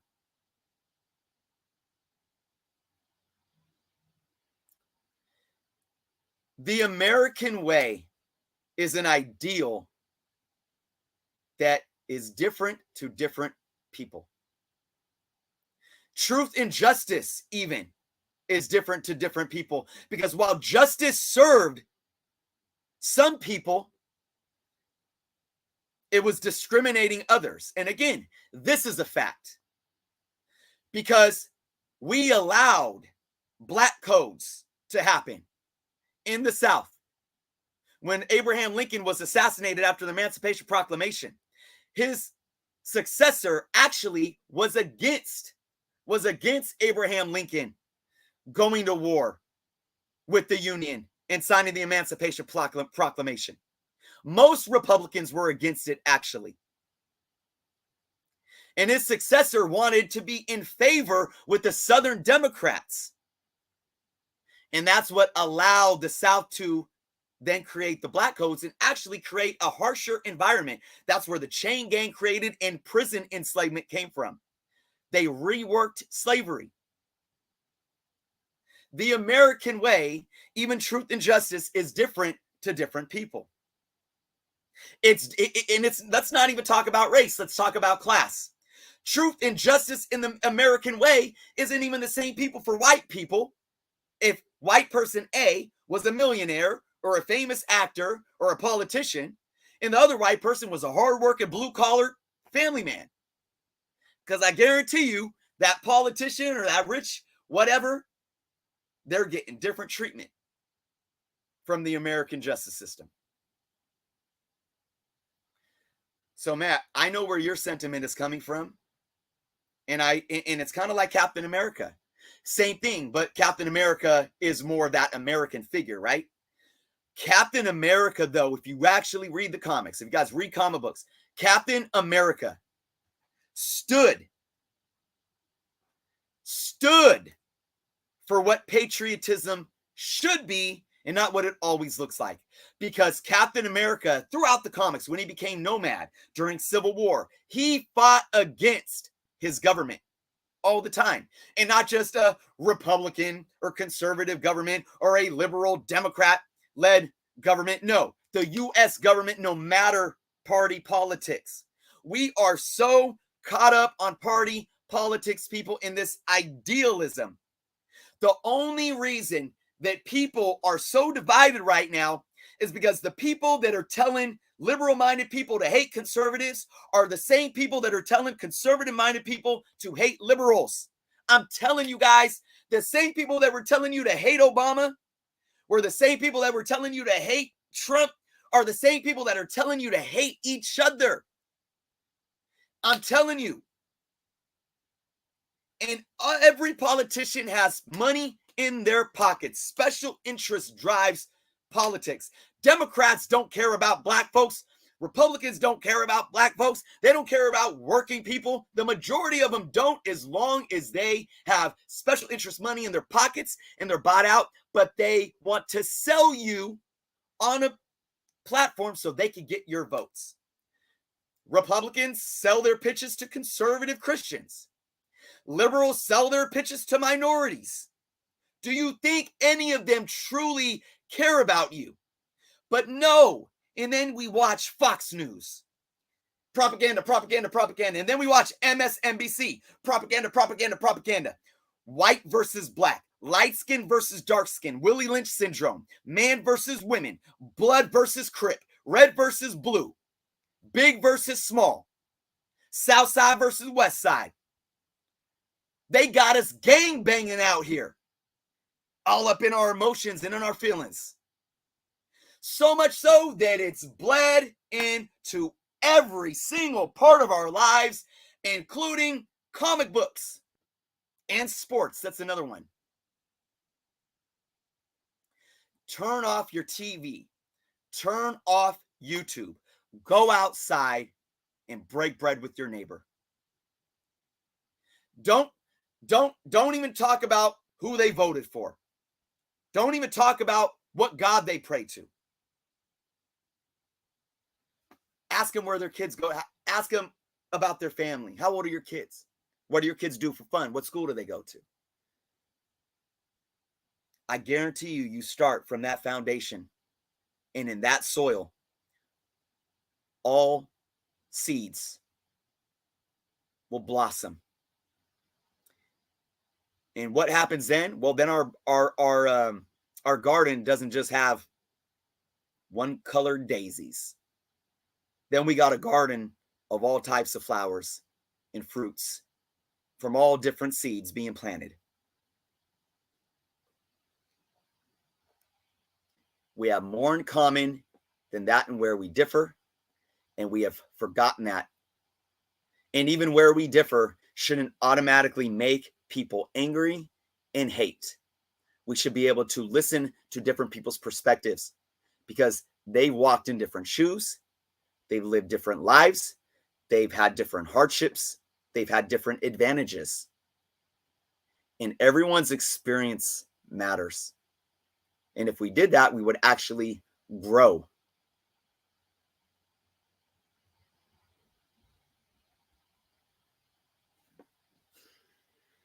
Oh, you guys got me on one. Sorry, but I mean, hey, look, it's real talk. Yeah, and that's another thing, Dan. I appreciate you saying this. Like, when it comes to Superman's slogan, I mean, how does this hurt us? Does this really hurt us? Does it actually take away? I mean, because it's still there, right? I mean, we could still go back to those stories. And if that slogan meant something during that time, and it needed to be what it was, maybe it's time it needs to be something else. Think of it like this: Captain America giving up his shield. The shield is a symbol. It's not just a weapon or a defense. It's a symbol. Right? And that's what they said in the Winter Soldier show. Superman's statement is a symbol. That statement is a symbol. And maybe it's time to pass it on or to evolve it. You could look at that saying Captain America without a times change, symbols move on, and we grow.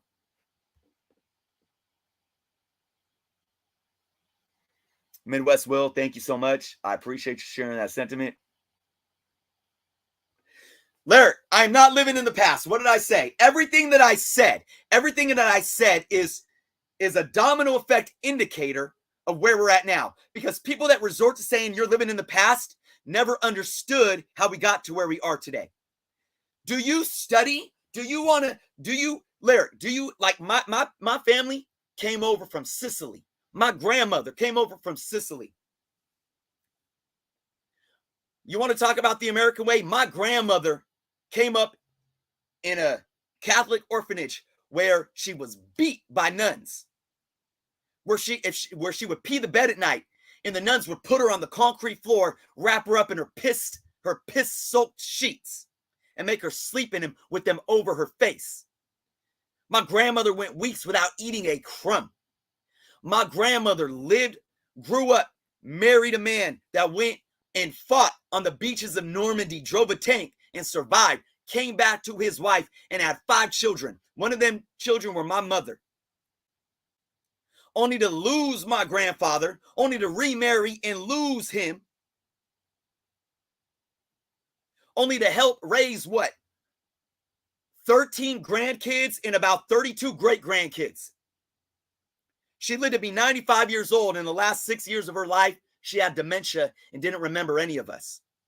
So am I living in the past if I'm telling you my grandmother's story? Because my grandmother's story is what made me, the good and the bad. Am I living in the past if I tell you about what she went through 80-something years ago? No. So for my family and my children that are Black, if I tell them what happened to their great-great ancestor or their great-great-great-grandfather who was a slave, their great-great-great uncle who was hanged in public while little white kids were eating popcorn, that his grandfather was hosed down and beaten in the street just because of the color of his skin, am I living in the past? Because my son has to go to school in 2023 and be called nigger? Monkey lip nigger? Am I living in the past? And yeah, I'm getting angry, Lyric, but I'm going to tell you something. I'm not angry at you. I'm not angry at you for saying this. I'm disappointed and hurt by you saying this, but I'm not angry at you. I want you to know that. Because if I'm angry at you, it might just hurt you and make you angry at me, and nobody's ever going to get anywhere. But I'm angry because of what I have to live through, and especially knowing that people still don't understand that. So I want you to see my anger and try to put yourself in my shoes. I fear for my son walking out this door every single day. And I know we all fear for our children in some way. But does the color of if you have children, does the color of their skin make you fear for his life? That ain't living in the past, and it ain't some fake liberal bullshit that I saw on, CNN. That is my reality.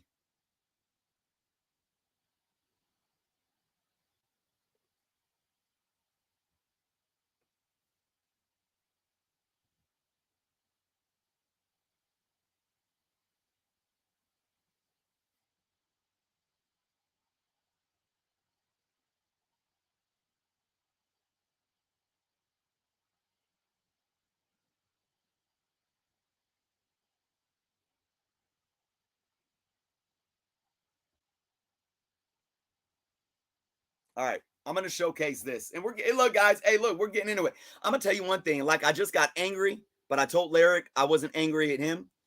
I want you guys to understand that. I'm here. I want to listen to all of you, and I want everybody in the chat. I don't want no nastiness in the chat. Y'all could get angry. You can get passionate, but don't get angry at each other. Listen to each other. I like what Louis says right here. Louis, what's going on, man? He's just stating, in response to some stuff that the Boy Hot 7 said, the American dream has been a nightmare for so many generations to some people. It's the information age, and trying to hide from our past through slogans like freedom doesn't work anymore. And I think, Louis, if I could speak to this, it doesn't, you're not saying that this idealism of freedom and patriotism, that's not wrong. But we have to understand still that it's different to other people, to some other people. And if you hear this, now you can hear this and question it and maybe like, well, I don't know if I agree with that. But if you hear this and it ruins you, or it makes you mad, or think that like it's doing anything to take away from how you think about freedom is the slogan or the American way, then, you're not putting yourself in other people's shoes. By stating this, it doesn't take away what it meant to you. And that's why I think we're so divided right now. Why is it that if I talk about Black struggle or class struggle or minority struggle or women's struggle or LGBTQ struggle, why, if I talk about that struggle, why should that take away from your struggle if you are a white male? It doesn't. It doesn't. If you have your own struggle as a white male, it ain't because you're Black, it ain't because you're a minority. It might be because you're of class. There's white folks that are poor. It might be because you grew up in an abusive family. You may have, been you may be a recovering addict that went through drug addiction. Who knows what you've been through in your life? Why is it that when we talk about one struggle, you think that it automatically takes away and invalidates your struggle? It doesn't. Why is it that if I talk about my past or my family's past and what they went through, that you feel that it takes away from whatever you went through? You know, it makes no sense.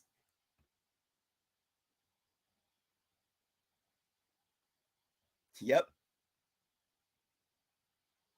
Yep. I mean, that's how close this is. Not much time has passed.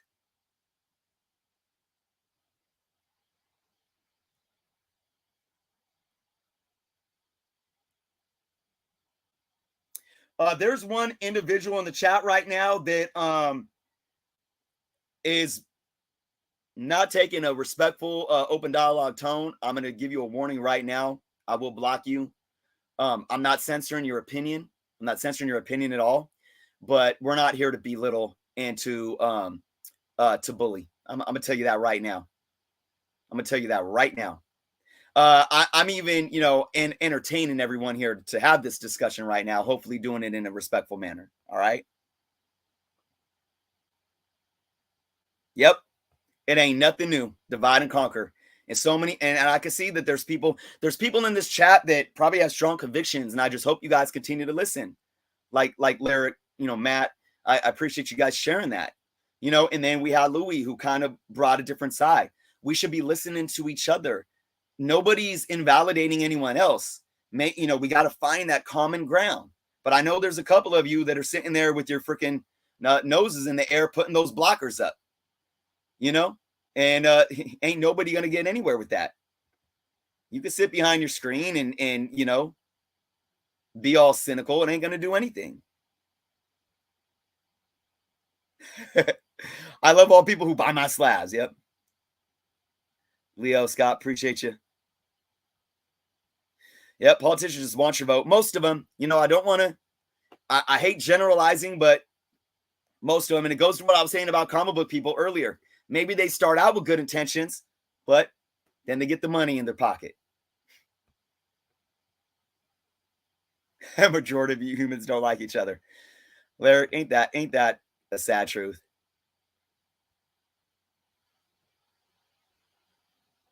Yeah, Darth, I mean, right now, classism is the big war. And I think the other rhetoric is to keep us, even further divided right now. I do believe that. I do believe that. Classism is the only reason our capitalist economy has become a corporatist economy. We're not a capitalistic nation. We run off corporatism. And if you look at other modernized countries, even China, it's more corporatism now than they started leaning much more to being a capitalistic country, 40 years ago, but corporatism is running the world and the banks. But if I end up, never mind, I ain't going to say it.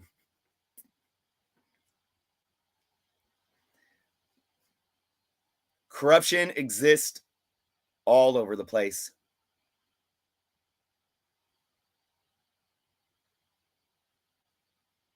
People need to get their faces out of their phones. I agree. All people on both sides of any belief system or argument.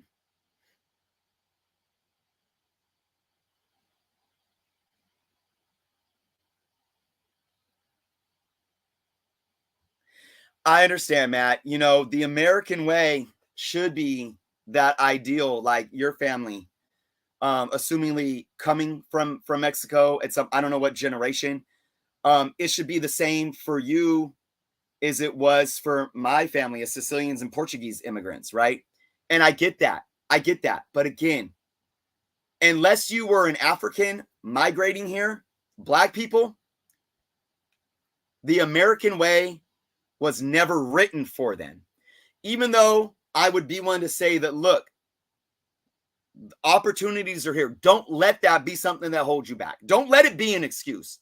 To all my Black brothers and sisters out there, minorities, anybody, even white folks that are struggling financially in that lower class. Don't ever let any of that hold you back. Even though we could sit here and say that the Constitution wasn't written for you, that the Declaration of Independence wasn't written for you, that, this American way wasn't written for you. Don't let that hold you back, because there has been progress, and where you're at now, you're here, and you got to fight to take it, right? So I think, Matt, we share that sentiment. We could share that sentiment. But it doesn't mean, again, that it means the same or looks the same to everyone.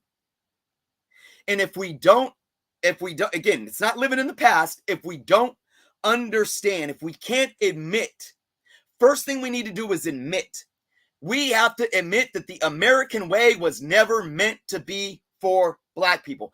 Quite honestly, it was never meant to be for women either, because Black folks had the right to vote before women did by decades. But the ideal of the American way is that no matter where you come from, no matter what you go through, no matter the fight and the battle that you are facing, you have the opportunity to rise above. That's the ideal that is still different to different people. But Matt, my door is always open. I have nothing but love for you, man. And there is no, for people that I know within this community, there is nobody, from my knowledge of knowing who you are, that stands by your belief system, your higher power, your faith, all that more than you, man. And I, applaud you for that. And that, it encourages me to be a better person. Comic book Chris. Yeah. Hey, no joke. I had two friends get murdered because they were wearing red and in the wrong place at the wrong time. I'm from those streets, believe it or not. And that ain't no farce. So I know it.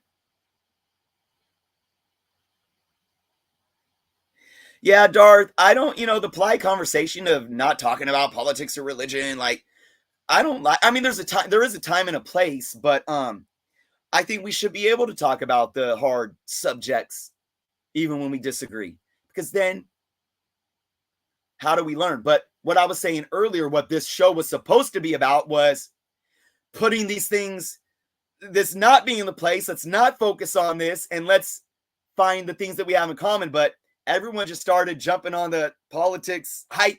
So I got a little bit into it. And this is another thing that I'll say. I am actually tired of race and gender being politicized too. I am. Race and gender shouldn't automatically be, oh, it's political. No, it's a social issue. It's a humanitarian issue.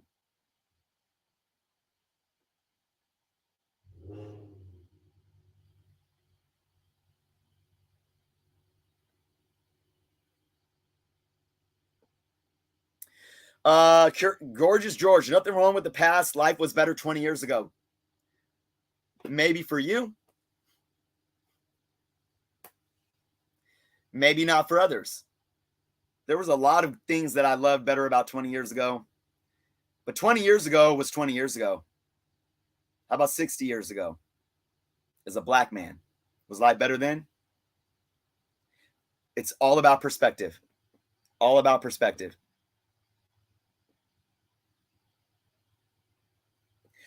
Darth, I disagree, but I know what you're saying. We change the world by dropping the pebble in the river. I've said this before. No, we can't, we solely can't stop the flow of the river or, move the river over here. But with every pebble that we throw in, we do change the course of that river. We forever change, even just by a little bit. If we put that pebble in front of that flow, the water changes around that pebble. If we all throw in our pebble in this brief moment of life that we have, we will change the course of that river. We will change the world. The world is your river. Throw in your pebble. Spark the brain that'll change the world.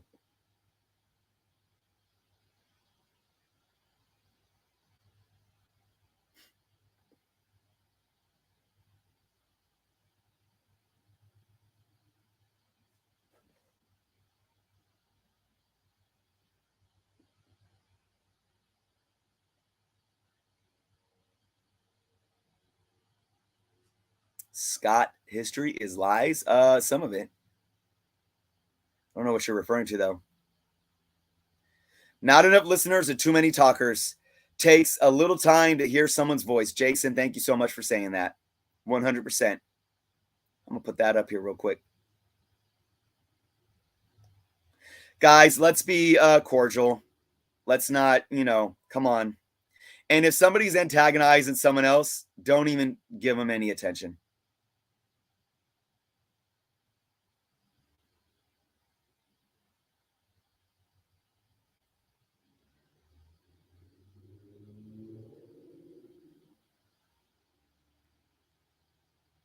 Yeah, Lyric. So no matter your color of your skin, Lyric, your history matters.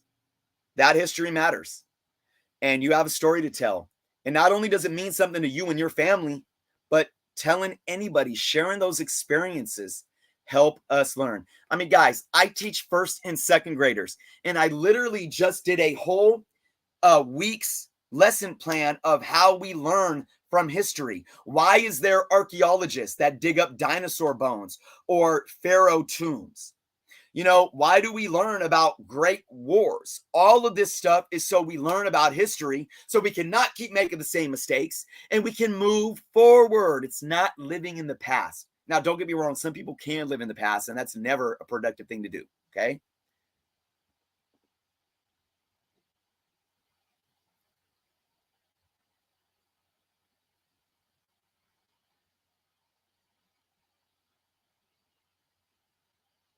Yeah. 60% of Americans live paycheck to paycheck. It's rough.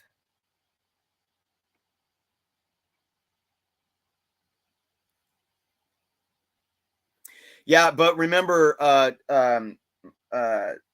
Matt, again, some of the people that created these slogans and that perpetuated this were evil people too, that owned slaves, beat and raped women. But sometimes we praise them in our history books just because they were founding fathers. And I'm not talking about all of them, I mean, hey, it was culturally acceptable to own slaves and see black folks as chattel slaves, as animals. So, again, context matters and that it's tied into there.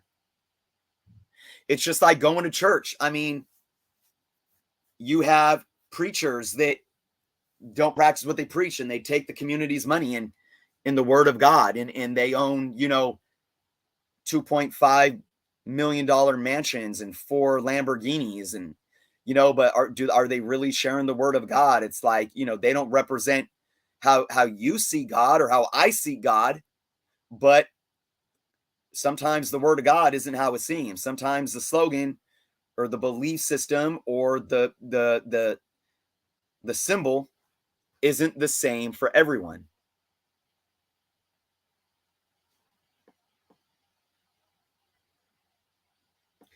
Some people choose not to understand. That's a problem. We all have to choose to try to understand each other better. All of us.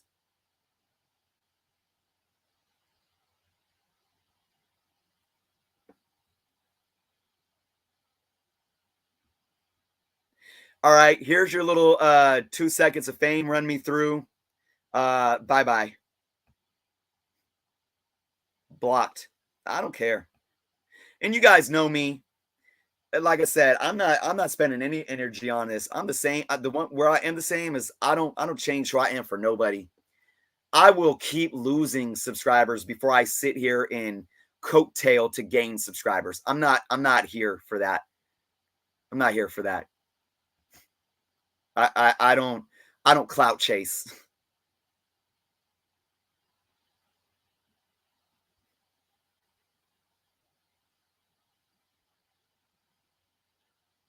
We don't have to agree, but we definitely need to listen. Absolutely.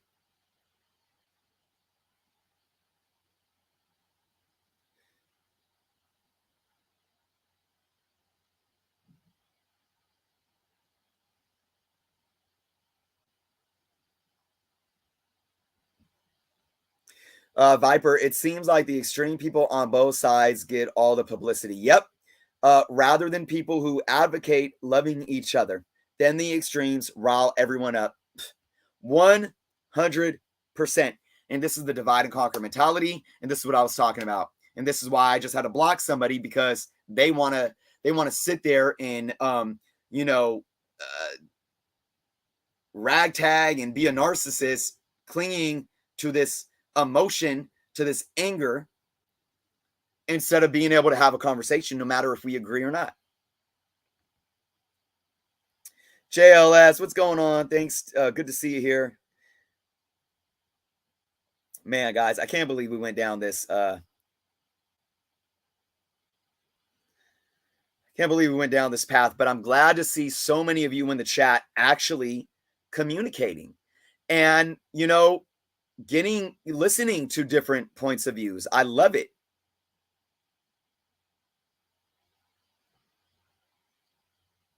Love it, man. Yep. If we don't talk about things, they'll never get resolved. If people constantly avoid difficult subjects, they'll never get addressed and resolved. 100%.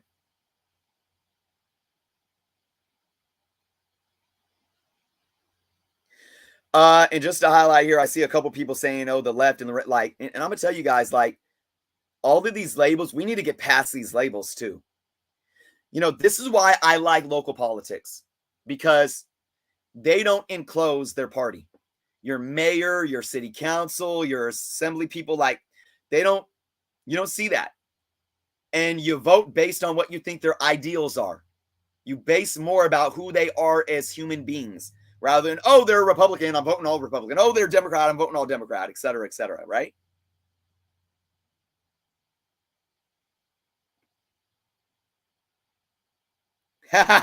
Truth, justice, and a flat tax rate.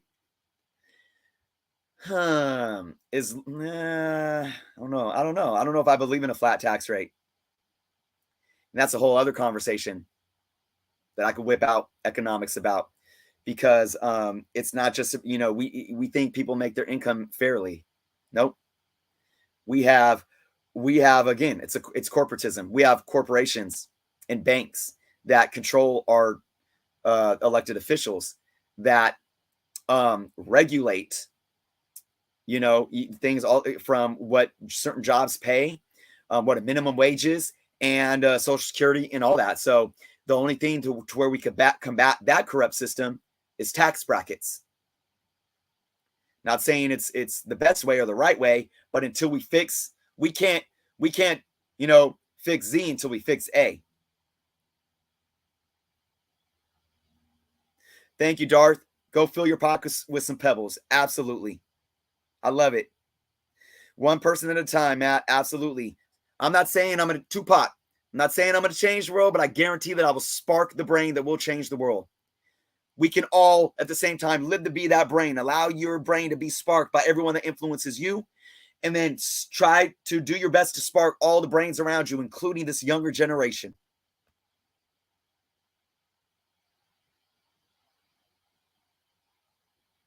Thank you, Lisa. Appreciate it.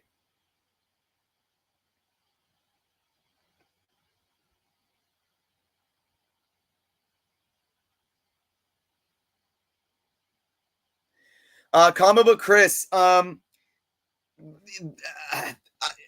Thousands is an exaggeration. There were a few, and it doesn't matter. It doesn't matter. And I'm not going to get into this right now. It doesn't matter. You bringing that up does nothing to argue against anything that I said. It's a straw man argument. Is there some fact to it? Yes. Thousands? No. Because we got to remember, there were only thousands of slave owners. There weren't millions of slave owners. Not everyone in the South owned slaves. A very small portion of the South owned slaves. But it doesn't matter, because millions upon millions of Africans and Black folks for generations, for almost 400 years, were enslaved, beaten, murdered, slaughtered, stolen from their homes, etc., etc. Just because you had a few wealthy Black folks that somehow got their, freedom or whatever and owned a few slaves themselves doesn't change anything that we talked about today at all.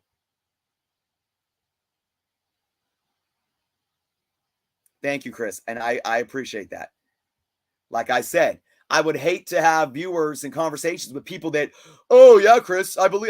Oh yeah, well, yeah, Chris, yeah, everything you say. No, that's called groupthink, and I'm not for it.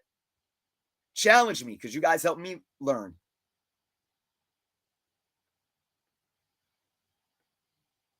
There is, and Matt, we think that the world is so evil.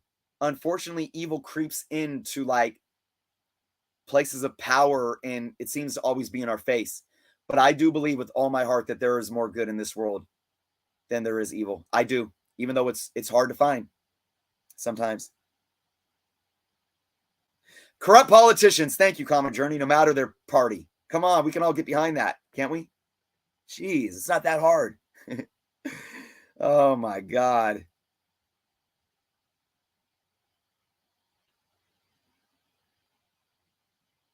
Yeah, man. Culture wars and labels are created while the rich take us all to the bank. I hear you, Underlorian. I hear you. Fat data. I absolutely.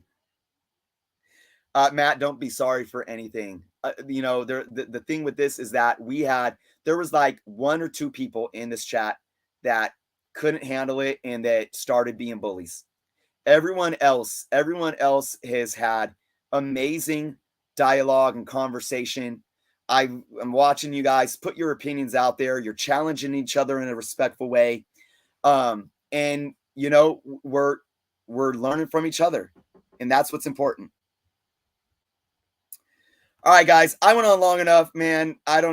Yeah, that was crazy, but it was good. It was good. So I got to tend to some very important things. Thank you guys for being here. I really appreciate it. This was a great show. Again, hit the like button. It helps with the algorithms. I'm trying to beat YouTube's algorithms back to get back on my feet here. If you want to keep the conversations going, leave your thoughts in the comments. Subscribe if you haven't done so yet. Again, I'm trying to get back to making content 5 days a week. No Comic Book Candy this weekend. Claim sale on Instagram tomorrow starting at 1 p.m. Pacific, 4 p.m. Eastern. Some nice books, guys. Thank you for being here. Have a good Friday night. Be safe. Have a good rest of your weekend. Again, to all of our soldiers, whether recent or veterans that have passed, make sure you take a moment for Memorial Day. It's not just a day to barbecue, but be around the ones you love and love yourselves and each other. Thank you guys for being here. Be well. And until next time.